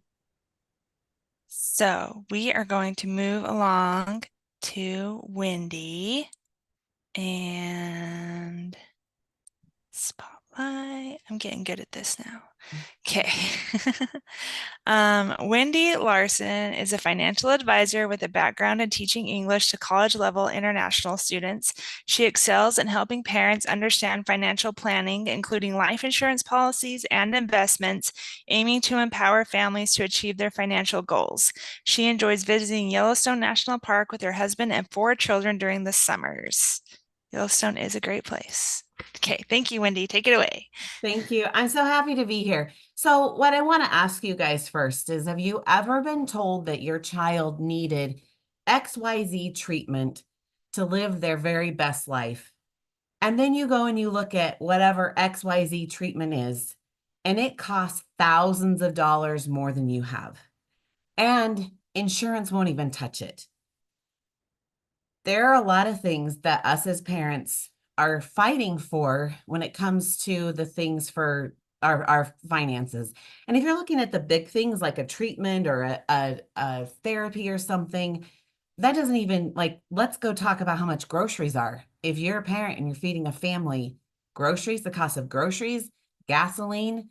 I'm not even talking about like after school activities or other things like that. I'm talking about the basics. An oil change. I got an oil change yesterday that cost $100. The last time I went, I swear it was $60. What are we doing? What are we up against as parents in our world right now? You don't have to scroll Facebook very long before you see the hurt that people are feeling when it comes to making ends meet as a parent. It's very real. Here's the crazy thing. I mean, credit card spike is at an all-time high. Almost half of the population in the United States does not have an emergency fund. But the thing that's so interesting, this is fascinating to me, is that in the 70s, 80s, the 90s, if somebody had a credit card problem, we said, oh, they have a shopping addiction. They just have a problem. It's personal. Now people are buying groceries and diapers. They're not buying accessories. They're trying to meet the needs of their family. 2024 is a very hard time financially. But what I want you to know, and we're going to talk about this more in detail, is it's It's not entirely your fault. In fact, it's mostly not your fault. This is an interesting statistic. In 1995, $50,000 is equivalent to $240,000 today. I'm going to say that again. If you had $50,000 in 1994, to feel the same, like able to keep up with your life in 2024, you need $240,000. Most people's incomes have not kept up with the cost of living. Here's the thing, this is not meant to be like scare taxes, because I think you know that life is hard. But what I believe is that there are some parts of this that we're in control of. And it's not the election, by the way. It's not the economy. Like that's gonna probably be a dumpster fire for ever. But I think it's important for families, you as a parent, to be able to understand what kinds of things are in your control and to be able to move forward with confidence that you're doing what you can do, so that it doesn't matter what the world is doing, you have that inner peace, inner confidence. So what I feel like every family needs to know is two big things. One is their financial independence number. There's a big number that's scary and ginormous, but we break it down into a monthly number for a financial independence number. That's freedom when you don't have to work anymore. The other thing that I think every family needs to know is their debt freedom date, to the month and the year. And I don't want to just simplify and say that it's just math, but a lot of it is just very mathematical. Like it's not emotional. We punch in numbers, we can calculate these things, which allows families to be able to know, hey, this is what I'm working on.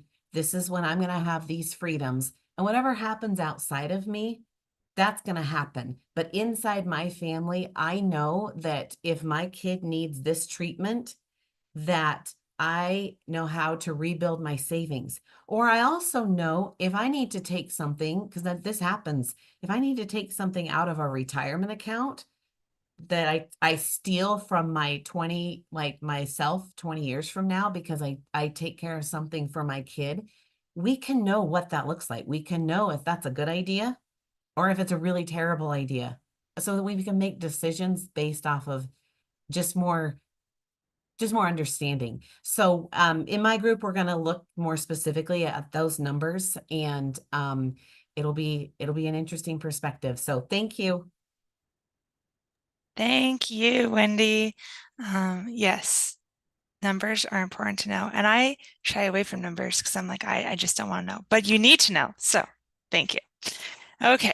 So the next person we have is Angie. And oh, she's right there. Sweet. Okay.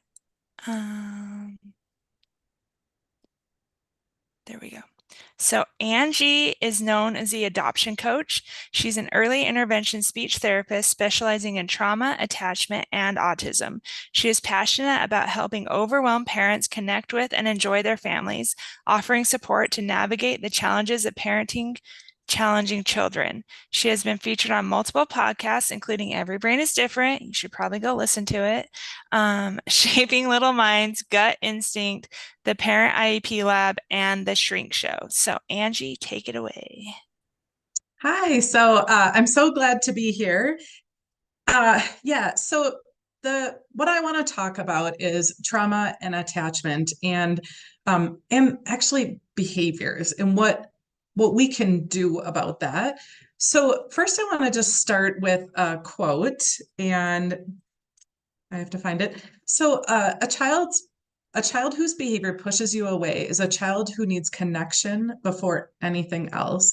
It's a quote from Kelly Bartlett, and I just think it speaks so truly to my life experience being an adoptive mom and in the families that I serve, is that it's so easy. And I know that that's so much of the theme of this summit, but it's so easy to get so caught up in the behaviors themselves and what you see right happening in front of you.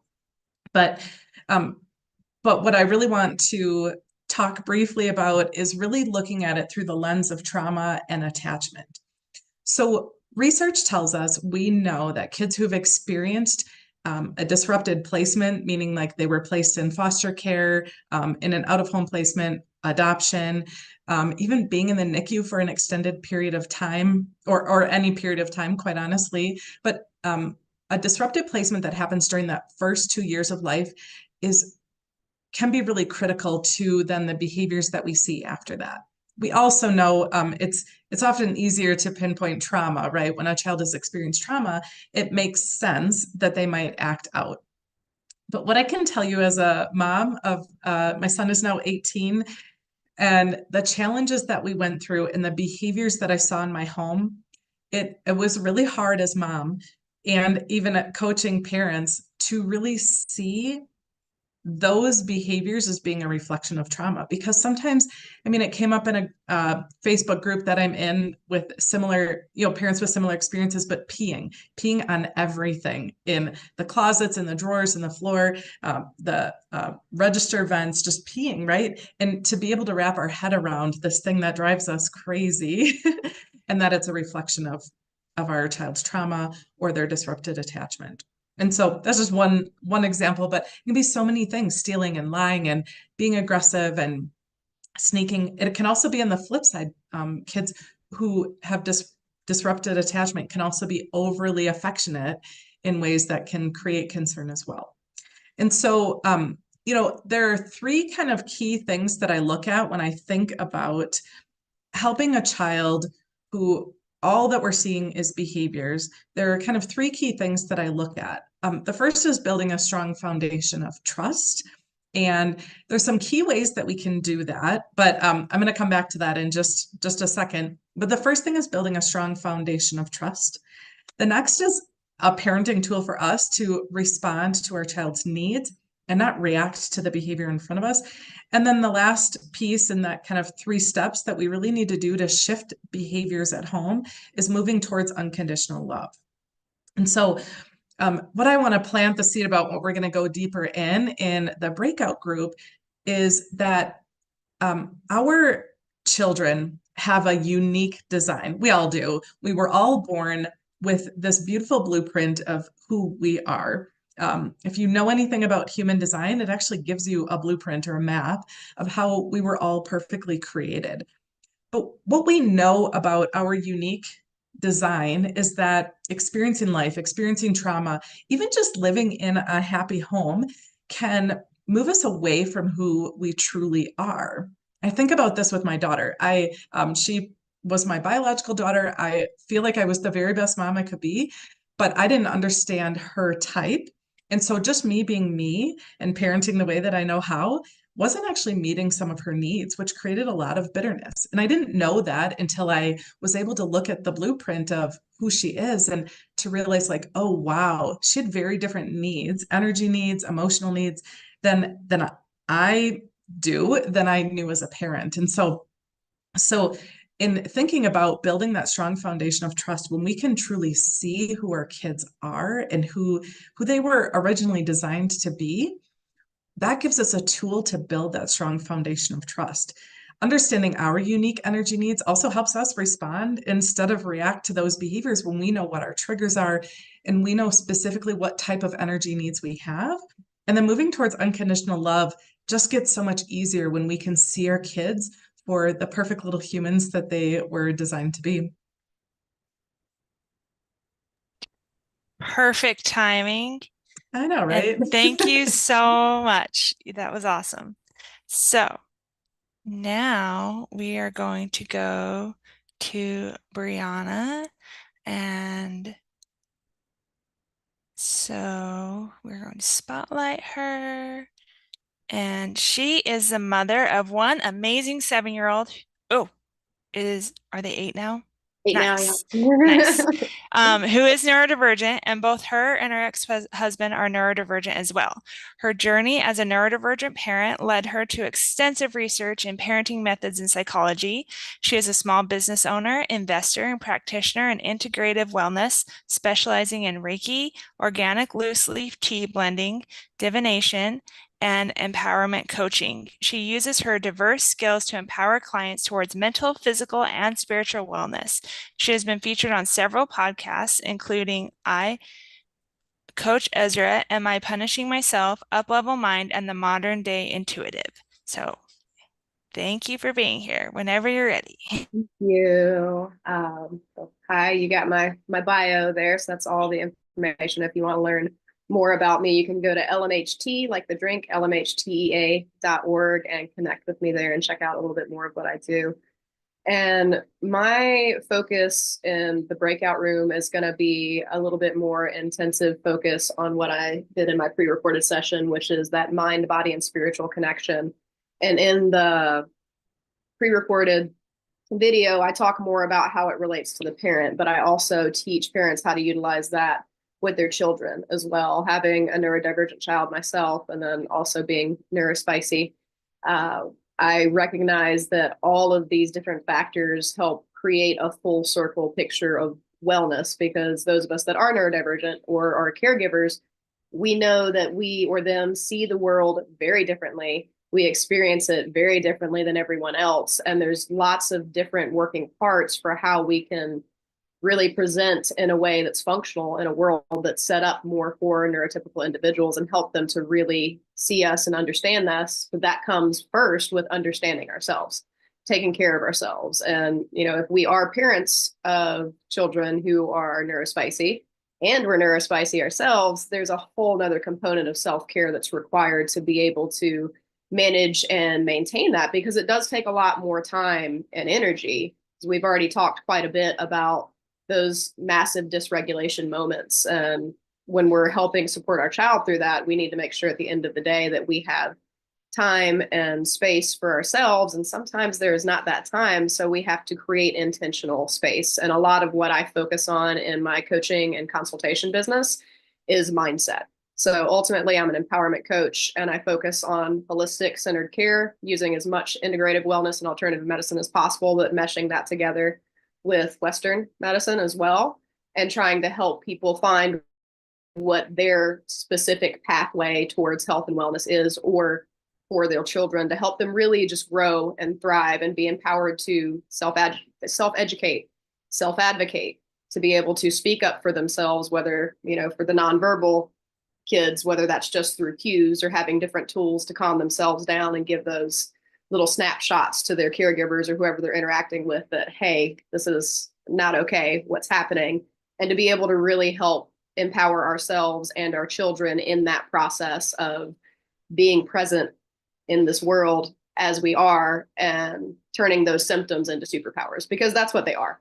In my opinion, they're just untapped superpowers that we really have to get to know in such a familiar way that we can see it coming. Okay, here's this task aversion. Here's this overwhelm coming in. I can feel it. I can see the signs. And like Erica talked about earlier with those toolboxes, we can reach into our toolbox now and find, what tool do I need to help get me through it? Not necessarily to stop it, because we can't always stop it. Sometimes it's just going to happen because it needs to release, but we can help support ourselves through that process, or support our children through that process, and help them navigate it in a way that's more healthy, that's more productive, and ultimately will offer more wisdom and insight to what can we identify as our primary stressor, as our primary reaction point, and how can we turn that reaction into a response. So identify, redirect, test, reevaluate, and then just keep that cycle going over and over again. Did I go under 5 minutes? Holy cow. Yeah, you were under 4 minutes. What? I'm the 30th person ever. Wow, I'm so proud of myself right now. I guess that was awesome. Yeah, does anyone have any questions? Okay. Cool. One other plug-in. I am also a coach and a moderator and mentor in the Find Your Kula community. I see Erica doing a little happy dance over there. So I do want to plug that in as a good resource as well. We mostly work with adults right now, but we do offer a lot of tools, a lot of free workshops and paid workshops to help give parents, educators, whoever needs it, whether they are neurospicy themselves or dealing with someone who is neurospicy, to help support them. we do offer a lot of tools there to offer support, education, and do some of the same things that I just talked about. So plug that in, plant that seed. Awesome. Thank you. Welcome. Okay, now we have Mindy. And Mindy brings 2 decades of expertise as a neuromuscular therapist, integrating massage therapy, aromatherapy, and essential oil techniques to ignite profound healing and rejuvenation at a cellular level. She pioneers holistic approaches that transcend traditional methods, presenting her insights at the Neurodivergent Summit. Thank you so much. Whenever you're Yeah. Awesome. Thank you guys. This has been so awesome already. I'm taking so many notes and I'm glad it's recorded because these tools that everyone has given or everyone is going to want to watch this recording over and over again. So my background is in a medical massage, and over the 20 years that I've been working, I've niched it down like it sounds like many of you with your business. What am I good at? What's most important? And what can I have? Where can I have the most effect? And I found that moms and women are just like, they're overwhelmed. They're so stressed out. It manifests physically in their body. And I think I'm looking, we're all women even here. I'm assuming it sounds like most of us moms and also business owners. So I think I'm talking to the right crowd, even that's live right now, that how do we manage it all? How are we managing it all? And we're asking all these questions about our kids and are we taking care of ourselves? So as I'm working with moms and I only have a 60-minute session with them or a 90-minute session with them, and it seems to manifest in stress, this physical pain that there's no other explanation for, how do I help them the most in the time between I see their sessions? Wendy was talking about money. No one has enough money to come and see me every single day or even once a week anymore. So what do I give that has the most impact and is scientifically based that they can work on at home? And I would say that I am the biggest skeptic that there ever was. And I was doing a booth about essential oils, and another lady walked by and said, wow, have you tried this blend? It helped my autistic son unlock his speech and stop falling down. And that was about 12 years ago. I was relatively new to doTERRA, the company that I represent. And I thought, that's not possible. Like, I just don't believe you. I'm going to go look it up. How would that possibly work? Essential oils smell good. They make you feel good. They help you relax. And as I dove into the science of how essential oils cross the blood-brain barrier, I was like, why doesn't everybody know about this? So 10 years ago, my teaching about essential oils were like, what are they? And today, most people know what they are. And I find a lot of parents that have neurodivergent children or just autistic or ADHD or just children that they're trying to find tools. They like even have them, but they're not sure they don't know what to do with them. So right now in 3 minutes, I'm going to just talk about how they pass the blood-brain barrier, how they work with your central nervous system to give you a little drop of, whoa, I had no idea this was in my pocket or that I might want to learn more. So our blood-brain barrier is meant to keep things out. We don't want the wrong things in. There's very tight junctions between the cells that allow really small molecules. And essential oils are aromatic molecules that are volatile. And so they go into the air and you can't see them, but you can smell them. They're fat soluble and they're comprised of just tinier than anything man could make. And those go in and have an effect on our olfactory membrane. So our olfactory bulb is right here in our nose, and our sense of smell is 5,000 times more sensitive than any of our other senses. But the cool thing is that your olfactory membrane is the only place in your entire body where your central nervous system is exposed to the outside environment. Okay, so it's your olfactory nerve is your C1 nerve, your first cranial nerve, and it's very short. So it's connecting your brain to the outside world through your nose. So if that's the only thing you get from this little bit smelling it, you're like, I like it. It can have an effect depending on which essential oil, because they're made of different chemical constitutes. That's what makes lavender smell like lavender and peppermint smell like peppermint. It does something different to your nervous system. So if that's hard to conceive, think of this.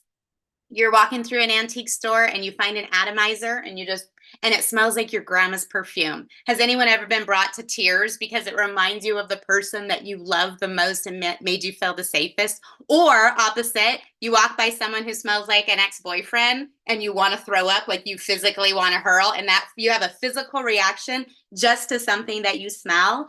So this can be in your toolbox. And as Dr. Matt said, like it may not stop everything, but we want to reduce the frequency and the duration. I've been a foster mom in 3 different states for 5 years. I have 2 teens myself. And when my kids were little, my nanny with 4 kids found herself homeless and they all moved in. So we had like every day we didn't know what we were going to do, what was happening in the house. And as a mom, I needed something that had proven success, that I could rely every single bottle is going to do what it says it's going to do. And it's going to be the same as the last one because I don't have time to mess around. And every body is different. So what works for your kid is going to be different than works for my kid. And so find someone that can teach you, that can work with you. Just explain it if it feels a little overwhelming. Start small and work forward, and take notes that this worked today and the teacher said this worked. And we're going to figure out what works for us best. So thanks, guys.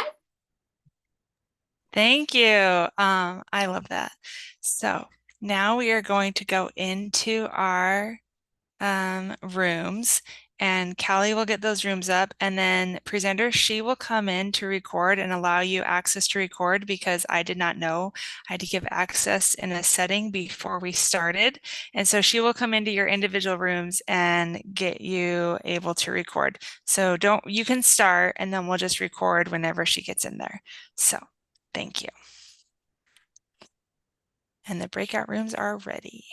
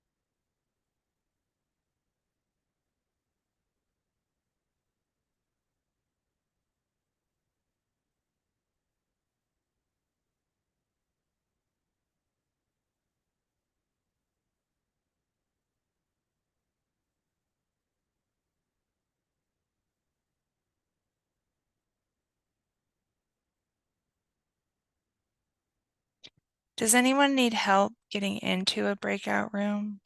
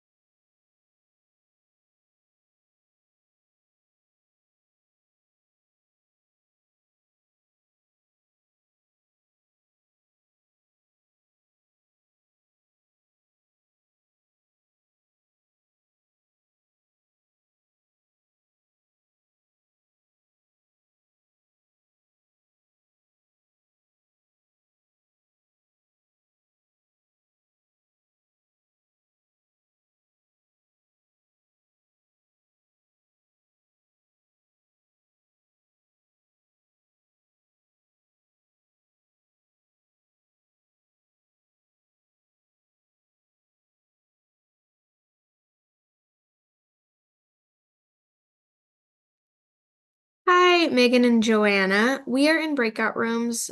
Would you like me to assign if you can go through and do it on your own, or? It's okay. I'll wait until people come back if that's okay. Okay, it'll be about 15, 20 minutes though, I think. So. Oh, okay. I'll go and join one then. Sorry. Okay. You can can just pick one for me. Okay. Let's see. I'm happy to go and even up numbers wherever.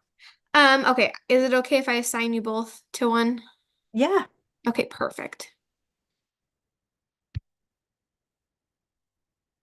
And you can always jump around too. Okay, you should be assigned.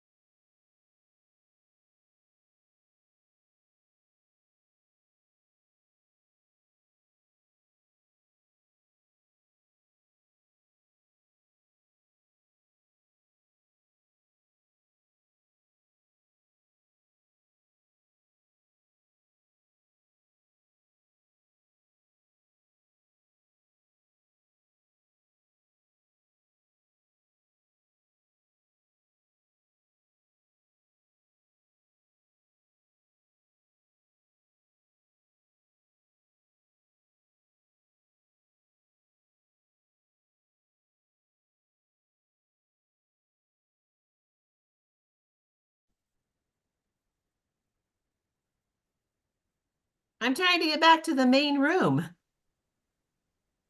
No idea how anything works. I think, yeah, we're in like the waiting area maybe. But Okay. I wasn't even let in until you got on. So somehow you getting on allowed me in the room. Oh, So well, I was hosting the breakout room, but I didn't have a timer. I had nothing. And now I don't know. We'll just hang out. yeah, maybe they have breaks between like the ending of the breakout room and then the next panel, because I'm like doing the next panel and then the next breakout room. And then they might have just automatically sent you back. I was waiting for, because in the first breakout session there was a countdown timer, and I didn't have a countdown timer in mine, and so I'm like, I feel like I don't have anything else to say about this. I think we should be done. And then were you able to end it? I just left my breakout room. Oh, here comes people. Okay. Okay. All right. Diane, we're not alone. All right. That's a great thing. My lighting's really bad, but I'm afraid it'll be too dark if I turn off the light. Too. All right. So, were there any takeaways? We have 2 minutes and then we're going to take a 10-minute break. And then we'll be back for our last panel. But what were some takeaways? For me, there was I went into the kind of self-care, and I've forgotten the lady's name already. That's bad, isn't it? But it was because I joined late actually. But the thing that's really stuck with me is about the importance of, and it was the thing we almost finished with, but the importance of planting seeds. And once you've planted a seed, kind of making sure that you're nurturing it, but planting the seeds, it's never too young to plant seeds. Thank you, Brianna. Thank you. Yeah, I was in that room too, and I was like, oh man, I need to do a rehaul of my kids' diet, but baby steps, we'll work on it. Yeah. Okay. Is there anything else? And Angie put her contact information, her website in the chat. So thank you. Okay, Dana.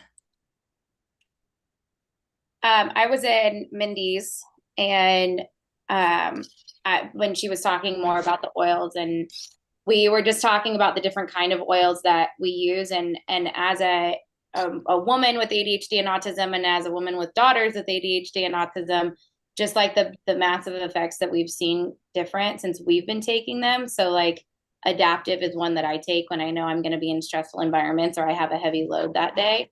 And just kind of like hearing how those oils like naturally blend with us, and I don't know if you said it earlier in the 5-minute or if it was in the breakout room, Mindy, but like when we used to walk barefoot and how like those receptors and in our feet, you know, used to help us feel grounded and whatnot. And so just using those on myself and my kids, seeing like the development in speech in my youngest, who's been mostly nonverbal, has been amazing. But also seeing like the emotional regulation that we've had as a result of using them too, the three of us, has been super helpful. And for my husband, who we both struggle with PTSD from the military, like giving him an adaptive on a day that he's feeling stressed out and just watching him go from like a 10 to a 2, it's just been like the most, like, you don't feel like you're walking on eggshells every day anymore. So the more, I always love jumping into Mindy's things, because like the more I learn, the more I can go, oh yeah, I need that one, or oh, I want to try that, and it makes sense for him too. So it's always nice. That's awesome. I love to hear that. So we are going to take about a 10-minute break, and we'll be back at 12:15 Mountain Time. And then we'll get started with our last panel, and I'm super excited for it. So come back. Also, you can stay here and chat if you want to. I have to go for a second, but whatever you want to do.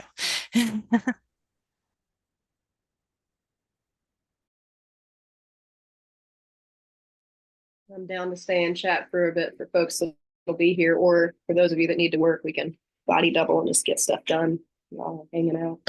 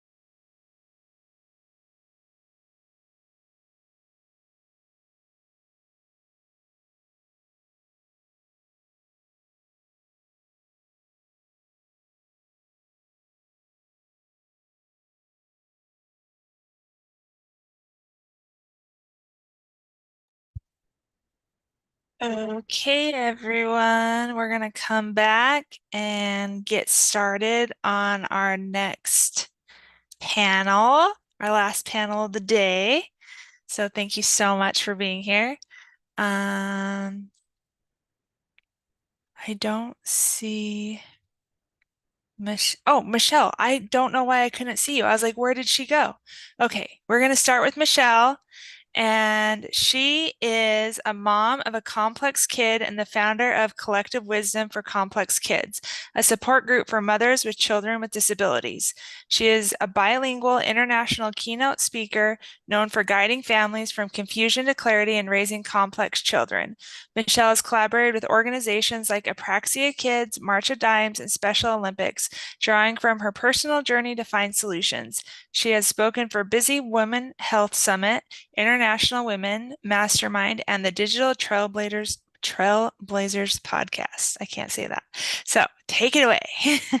Hi, everyone. This has been so good. Thank you for being here. This is amazing. A bunch of women who are trying to learn and help others. This is one of my favorite things to do it's a community, right? We all need a village. So thank you for being here.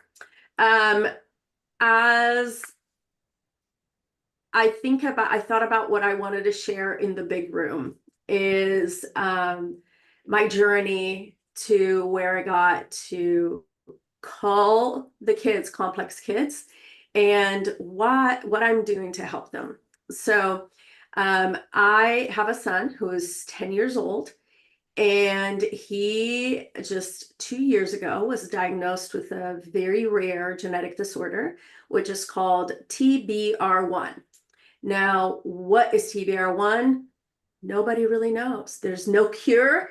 It's been out there for 2 years. And had we done a genetic test before 2 years ago, it wouldn't have been found because it is that new. So he is one out of 190 kids in the world right now with this disorder.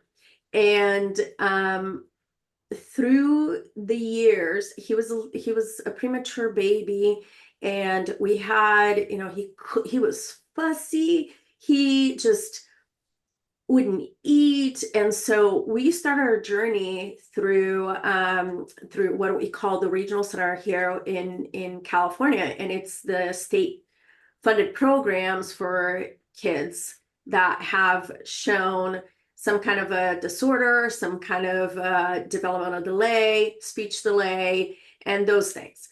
So we went through so much to get to where we are right now, and trying to figure out, does he need speech therapy? Does he need ABA? What does he have? What are the diagnoses? And you get pushed around everywhere. And I cannot even tell you how many specialists we saw, how many doctors we went to, therapists. And when he was about 3 years old, he was not talking. He had no words, but he grunted really hard. And if there are any speech therapists here, I'm sure you will know who Nancy Kaufman is. And if you don't, she is like the main person for childhood apraxia of speech. And that was what his first diagnosis. We had no idea what that was. And we went on a journey that led us to Connecticut to find a woman, because I sent a video to Nancy Kaufman, and she saw my son, and she's like, I cannot even begin to help him. So you need to go see my friend in Connecticut, and her name is Lori Overland. And so I was in such a mission to help my son that we left my 4-month-old at home, and I took my son to Connecticut for 4 days.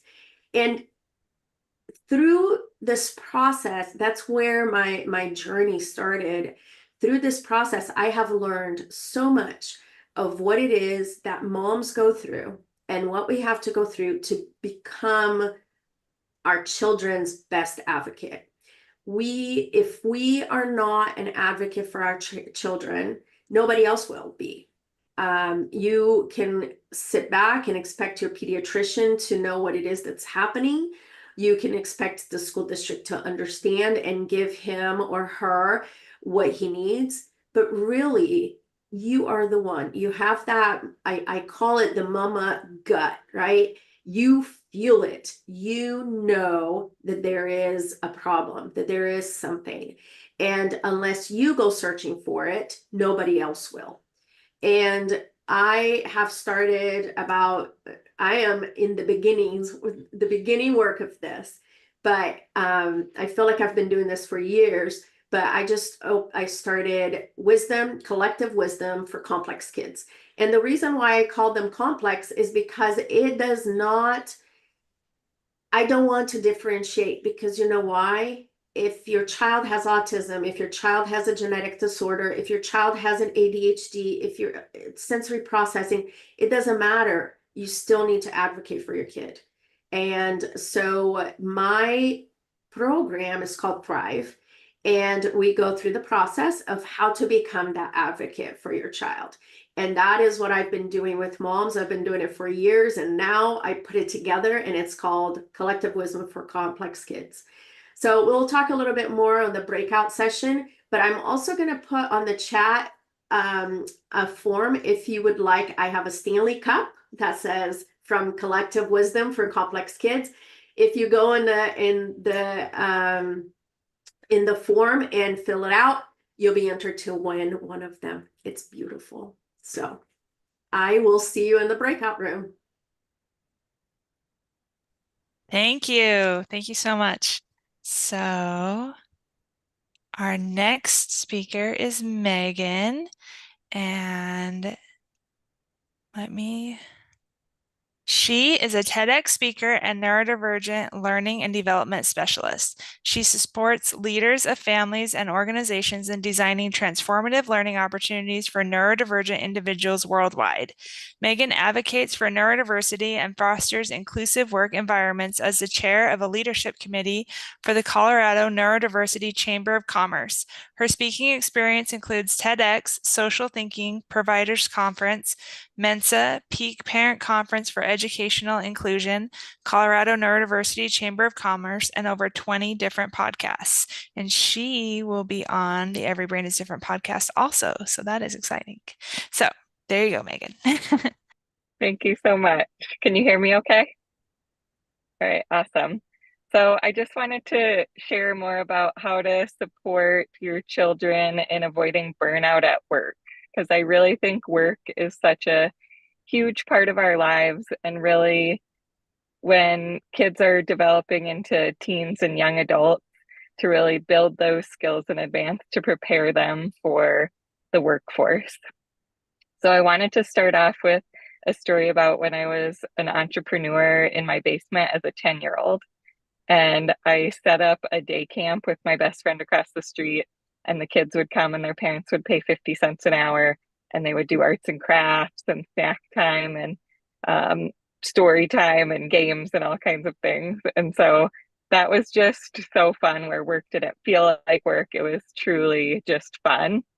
And it all really shifted for me when I had been working for 11 years in the public schools as a speech language pathologist, and then as an educational leader around social emotional learning school-wide and gifted and talented school-wide.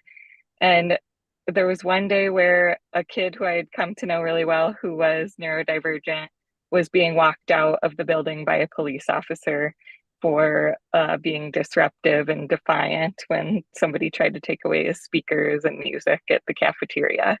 And it was just absolutely devastating to me to see a kid get treated that way, that was emotionally dysregulated. And I went and talked to different leaders about it and was just crying and came home exhausted. And I knew that something had to change, and that I was actually burning out from my deep emotional intensity and the experience of being a leader in public education and seeing that, and just kind of being told that I was too idealistic to think we could not punish kids who were dysregulated. So I really started to build self-awareness when I reached out for help with my own burnout. And the biggest thing that has helped me with really thriving at work, that I think is so important to teach our kids and teens and young adults, is self-advocacy skills, being able to set boundaries and ask for what you need. And if you can do these things, that is going to be critical for really being successful at work. And one of the most important things that I've done to be able to build my skills and my kids' skills is having language to talk about it. Because oftentimes we're afraid to talk with our kids about a label, or oftentimes it's such deficit language, and we don't want them to internalize that view of themselves. We want them to have confidence and see their strengths. And so what I discovered was actually pretty common in gifted education. And I think it's really important to spread to all neurodivergent families. And it's about Dabrowski's research on the 5 overexcitabilities. And I call them the 5 intensities, because that's really what they are. And I hate the word over, because I've always felt like too much, that I'm over this and over that. So these 5 intensities are well researched in kids who kind of wired differently. And if your kid is gifted or twice exceptional, or if they're ADHD or autistic and have some of these intensities, it's great language to use for anybody. And so it's emotional intensity, sensory intensity, intellectual intensity, the curiosity, imaginational intensity, and psychomotor, which is the body and mind being really active. And there's a book that I read to my kids about the Intenso family. And we really talk about how these 5 intensities are strengths, and we've named them, from the characters from the book are Moto, Emoto, Senso, Imagio, and Thinko. And they have these amazing strengths, and it's not all toxic positivity either. They do present challenges. Yeah, sometimes Moto makes it hard for me to sit still. But right now I'm loving Moto because I'm dancing and having so much fun. So just being able to have some language around those 5 intensities to talk with kids, it's not about this is my label, but that's when my kids can start to advocate, I'm having this intensity. So I have a quiz to find out more about the 5 intensities at intensityhub.com, and some follow-up emails sharing more information. Awesome. Thank you. And I've done your quiz, and yeah, it was really interesting. So definitely take the quiz. Okay, the next person is Shannon. And there you are. So Shannon is the only neurotypical person in her family and has been in private practice for 10 years, specializing in treating adolescents and adults with ADHD and anxiety disorders. Her speaking experience includes Mary Kay Corporate, Lunch and Learn, numerous PTA meetings in Frisco, Texas, several local churches, Stonebriar Community Church speaker, and podcast guest. And she has also been on the Every Brain is Different podcast. So go check that out. Yeah, so there we go. You can go when you're ready. Alrighty. Thank you so much, Samantha. I'm really glad to be here. I have enjoyed so much the different ways that our speakers are able to speak to neurodivergence, and I'm really glad to be here. Though the thing that I wanted to talk about today was a little bit of what my 20-minute program was about, but some of the really big takeaways from that. The first one is the acceptance that we have of our child's differences and who they really are and what they are really able to do. So many of my clients' parents get frustrated because, well, you know, he's 16, he should be able to fill in the blank. And I remind them often that we have to look at our child's executive function age and not their chronological age, because that makes a really big difference in how we can manage our expectations on exactly what they're going to be capable of. I've got a 16-year-old that has to be helped to brush his teeth because he refuses to do it by himself, but he can drive a car just fine. And so each individual skill that our kids have can fall within a 4-phase system. I call it the 4 phases, and it's the 4 phases of independence. So for this particular young man, he can drive. So the phase of independence that he is in is 4. That's complete independence. But for brushing his teeth and his personal hygiene, he's at phase 1, which is direct help. Like, I'm standing with you, I tell you what to do, I do it with you, then I tell you what to do next. And so our kids might be able to do one thing, but aren't quite there yet on something else, and learning how to accept that and understand that and not get mad at them if they continue not locking the door, but they can get their homework done on time, or whatever it is. It's frustrating as parents, but I think educating them to know this is really, really important. It's also important to catch them doing the right thing, because they get so much negative feedback from their peers or at school. So I think it's really helpful for us to find those things that our kids are doing well, even if it's brushing their teeth. I really love the way that you brush your teeth without being asked. It makes a huge difference for them. Another thing that stood out to me was anytime that I had problems with my kiddos at home, or when my clients do, whether it's a behavioral problem, things aren't getting done on time, they're running late to school, what I always ask is there a rule or is there a routine that we can put in place to solve this?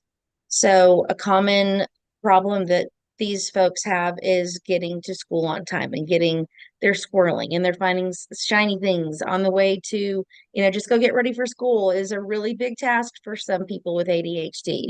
So being able to break that down, or to include the child on small tasks that he can cross off the list as he does these things. I even have an adult who has a hard time getting ready in the morning. So what she does is she has set timers on her phone, and in 5 minutes, so it'll say like at 8 o'clock, get up at 8:02, you should be in the shower. At 8:10, you should be combing out your wet hair or whatever. And it literally tells her what to do next, because she's so easily distracted that those audible reminders are helpful. Some people like a visual, some people like audible, but unless it's presenting itself to someone with ADHD, a reminder will not be very successful. So the rules or routines, I thought, was a really helpful way of solving problems for them. Another little thing about ADHD is their procrastination, and to remind parents that they are not intrinsically motivated to do things. They don't do things just because it feels good, because it doesn't feel good. If they're not interested in it, if it's not challenging to them, if it's not going to pay off in some way, they won't do it. They're going to do what they want to do, not what they should do. And my daughter called it my do it. She nailed that when she was 2 years old, and we still say that now. I'm going to do things my way. Don't tell me what to do. I'm going to do it the way I want, when I want. And because of that, it keeps them from doing what needs to get done. So creating an extrinsic motivation, like a reward or a consequence or an urgency of time, will make a big difference for them in getting their things done.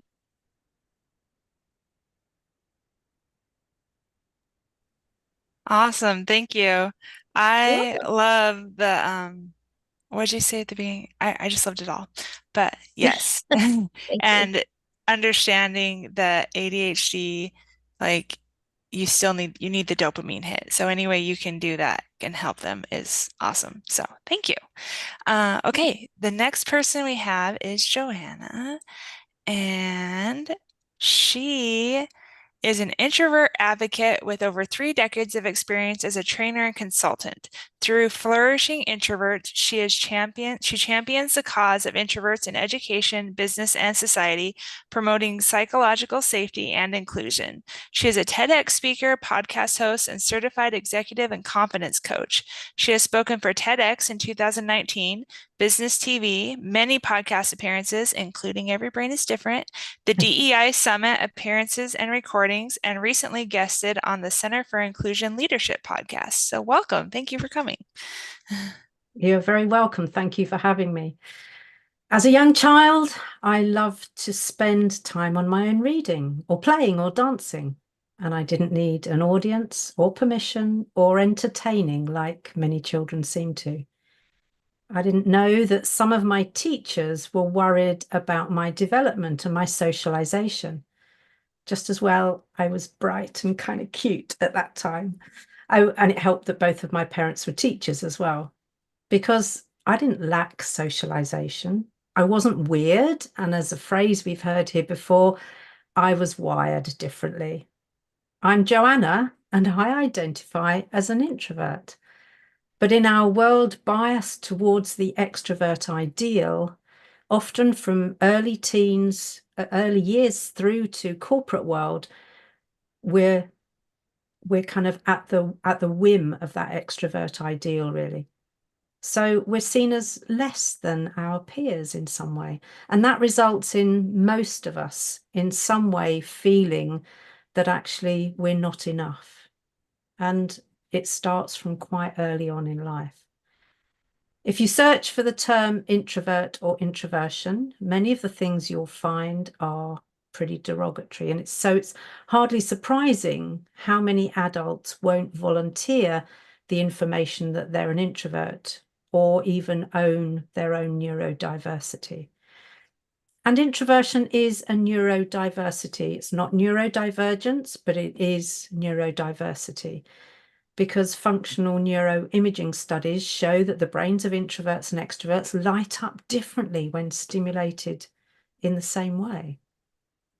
More than that, and it's interesting based on what we've just heard from Megan, our brains tend to use the power down chemical of acetylcholine for kind of that feel-good factor, rather than the power up chemical of dopamine that actually fires an extrovert up. And there are so many conditions and issues conflated with introversion, which goes to perpetuate the myths and misconceptions. And these include things like shyness, depression, misanthropy, to name but a few. I've been called dull, boring, antisocial, and the list goes on. And I can see why people might think that, but I'm not weird, I'm wired differently. And if people think I'm antisocial, it's because as I feel my batteries draining, I will exit stage left and actually leave whatever function or party or group of people I'm in. But it's not that I can't be there in the first place. It's all really about needing quiet time to recharge and replenish between those bouts of social interaction. Introverts like me can live a very fulfilled life as long as we have time to ourselves, or to be, as my husband and I often are, in companionable silence. Because if we don't, it's a route to burnout. And that's where I ended up, which is why I founded Flourishing Introverts about 4 or 5 years ago now. I've spent the last 30 plus years as a leadership trainer and coach, although many of my introverted clients and colleagues choose STEM careers because that seems to attract some of the people who are quieter and need to focus more. What's interesting is many people find it hard to believe that I'm an introvert because they believe those myths and misconceptions. So I can't be a leader, I can't be a coach, I can't be a trainer, I can't speak on a TEDx stage, all of which is nonsense, really, because there really are no limits. What lifts the limits of introverts is the parenting and caregiving that they get from early years onwards, and it's back to planting those seeds that I mentioned earlier. For instance, when you collect your young people at the end of the day, please don't grill them about how their day has been. Don't judge them as lacking in some way. Think of it as they're recharging their batteries. And if you have both introverted and extroverted family members, helping them understand each other's needs and appreciate their unique gifts will create more harmony. And I'll talk more about that in the breakout room. Thank you. I love how soothing your voice is. That was mentioned in the comments. It was just so nice to listen to. So thank you. Okay, our last panelist is Diane. And there you are. With a lifelong commitment to social work inspired by Jane Addams, Diane has dedicated over 40 years to supporting vulnerable children, adults, and families. She is the founder of PDA North America and author of newly published book Navigating PDA in America. Holding a master's degree from the Jane Addams School of Social Work and an undergraduate degree in behavioral psychology, Diane has extensive experience working with autistic and neurodivergent individuals. Specializing in the complex PDA profile and trauma-informed care, Diane brings a compassionate, non-judgmental approach to your practice. Now focused on training and consulting, Diane strives to share her knowledge with individuals, schools, and systems, always advocating for self-determination and dignity. So thank you, and yeah, take it away. Thanks. I'm so happy to be here too. Oh, and good. I've got the countdown because everyone else timed it so well. So it's interesting too, I think when Michelle started us off talking about like kids who don't fit in a box, and that is a challenge in our society. We want kids who neatly fit in our diagnostic categories, and PDAers don't. And one of the things that sets PDA children and adults apart is that all the strategies that work for other neurodivergent people or typically developing kids, rewards, praise, consequences, structure, routines, anything that builds motivation, not only don't help this population, but can make things worse. And that's one of the reasons I started PDA North America. And I've been doing all this training and wanted to write a book because it just feels so important to get the word out to parents and teachers, because you can't just follow conventional parenting or discipline. So PDA was, for those who haven't heard anything about it, it was identified in the 80s in the UK by a psychologist who is a leading diagnostician for kids with autism.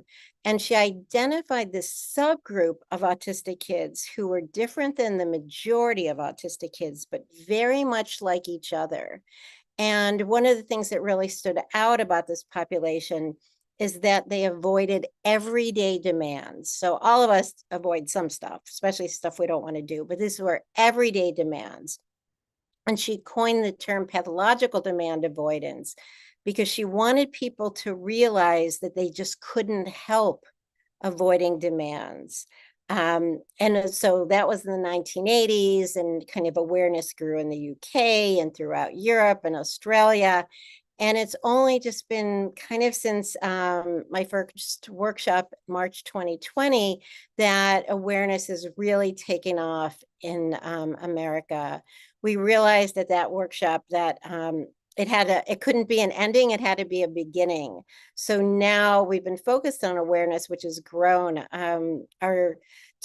We have an annual conference since that first one, and 2 conferences ago we had 300 people, and last year we had over 500 people. And it's resonating with parents who thought that their children's diagnoses didn't ever really fit. Some parents thought their child was autistic, but when they went for an evaluations was told, no, your child makes too much eye contact. Your child's really imaginative. Oh, your child has friends and wants friends. Your kid can't be autistic. And we're kind of wed in America to this day to the stereotypical view of autism that doesn't include a lot of people, including PDAers. PDAers are very imaginative, very socially motivated. They love pretend and role play, and they understand the social world, so they're able to avoid and escape demands using socially appropriate ways like distraction or negotiation. And they can blend in and camouflage the difficulty they're having. So sometimes in school, teachers think these kids are doing fine, but they're just masking and holding it together. And then they fall apart the second they're picked up or they walk in the door. And they can have huge meltdowns, which we look at as more as panic attacks. It's really a nervous system sensitivity. And what PDA people need is a relationship-based approach, not a behavioral approach. They need co-regulation. They need a lot of understanding and support. And that is unfortunately harder to get in a lot of our systems that tell parents to just have more boundaries and set stronger limits. And we don't talk so much about reducing demands and prioritizing and being flexible and just being there for your child. So that's why we're really looking to spread awareness and do training so people can serve this population. Sorry, you can finish your thought. I don't know how to turn that thing off. Oh, I think it's great. Don't Okay. worry. Okay, thank you. So we're going to go into our rooms now, and we're going to go till 1:05. So this will end at 1:15. So we're going to go till 1:05, and then we'll come back and just have a debrief and talk about like our takeaways from today, how today went, and all that. So pick And your just rooms. people in mind, I have to be out at 1. So Okay. your time. So because I've That's screwed up time difference. So no worries.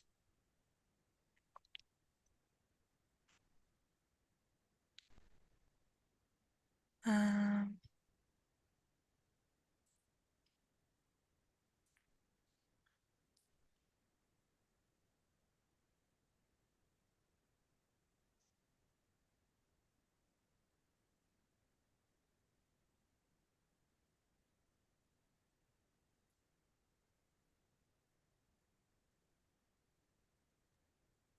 Can you put me in a breakout room for mine? yes. Let's see.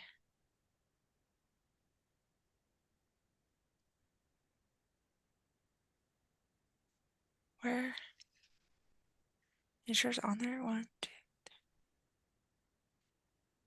Yes. Okay.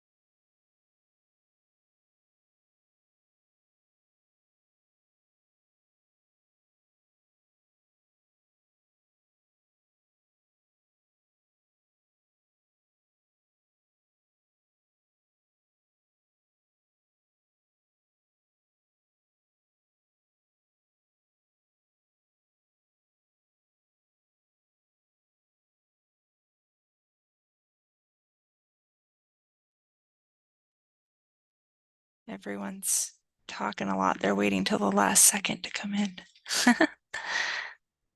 That's good. They have Yeah, for so sure. that's great. Yes. Yeah, that's awesome. It's been fun and interesting, like so many different topics Mhm. to go through.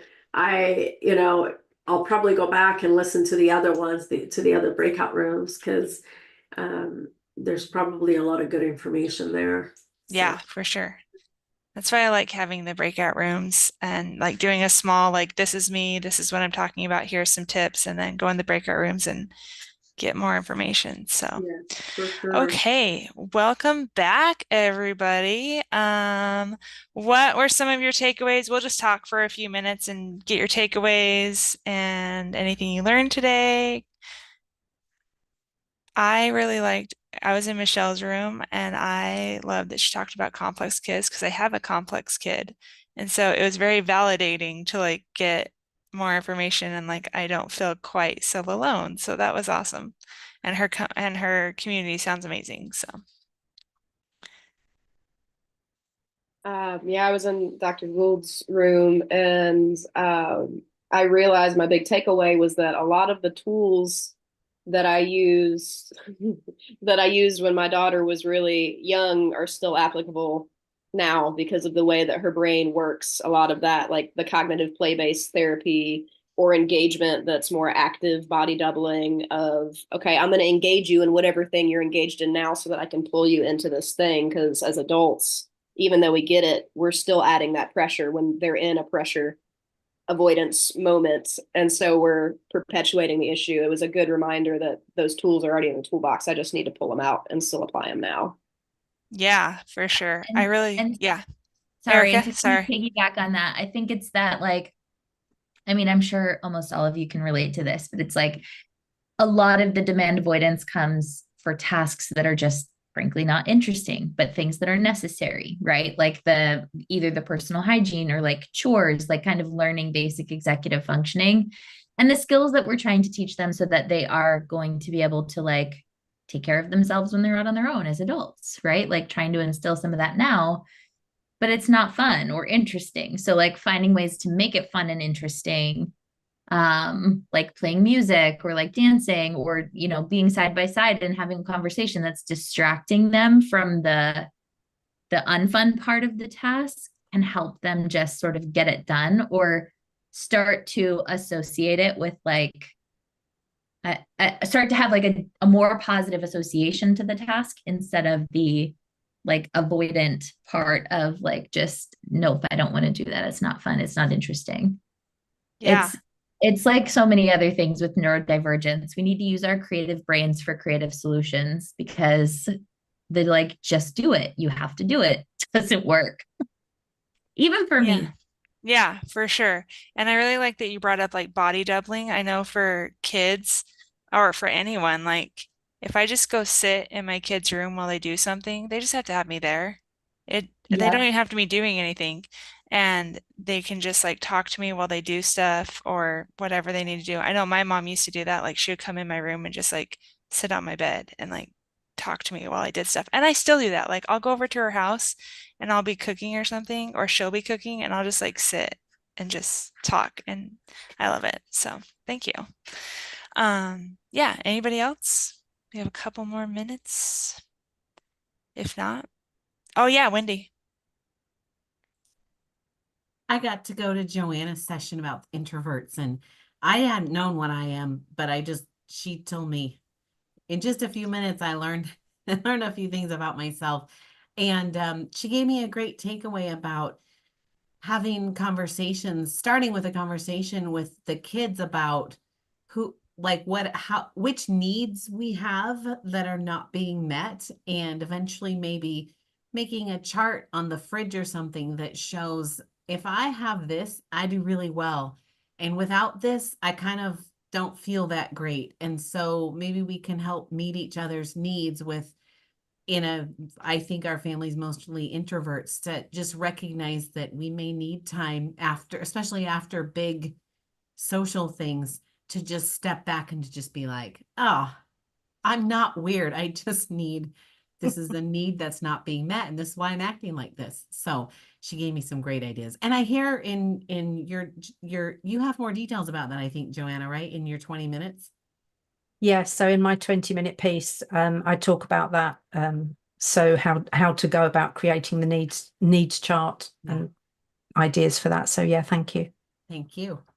And if people Awesome. are aware of whether they're an introvert or what type of introvert there are, because there are six different types and a multitude of blends, there's a quiz which is available on my website as well. So Yeah, Lauren, my co-host on Every Brain is Different, she took your quiz and she's like, I finally know what I am. And it was awesome. Lauren found your episode on the podcast very validating because she's always, she just loved it. So thank you. thank you. Thank you. Well, everyone, thank you so much for coming today. And I hope you got something out of today. And thank you to the presenters. And this will be on the portal. So just log in and we will have the replays up soon. So yeah, just let me know if you have any questions. If you can't see them, whatever, just let me know if you have any questions. And sorry about this links that went out this morning. My assistant sent it out and I don't know how she got the wrong link, but whatever, it happens. So yeah, thank you all. Thanks, everyone.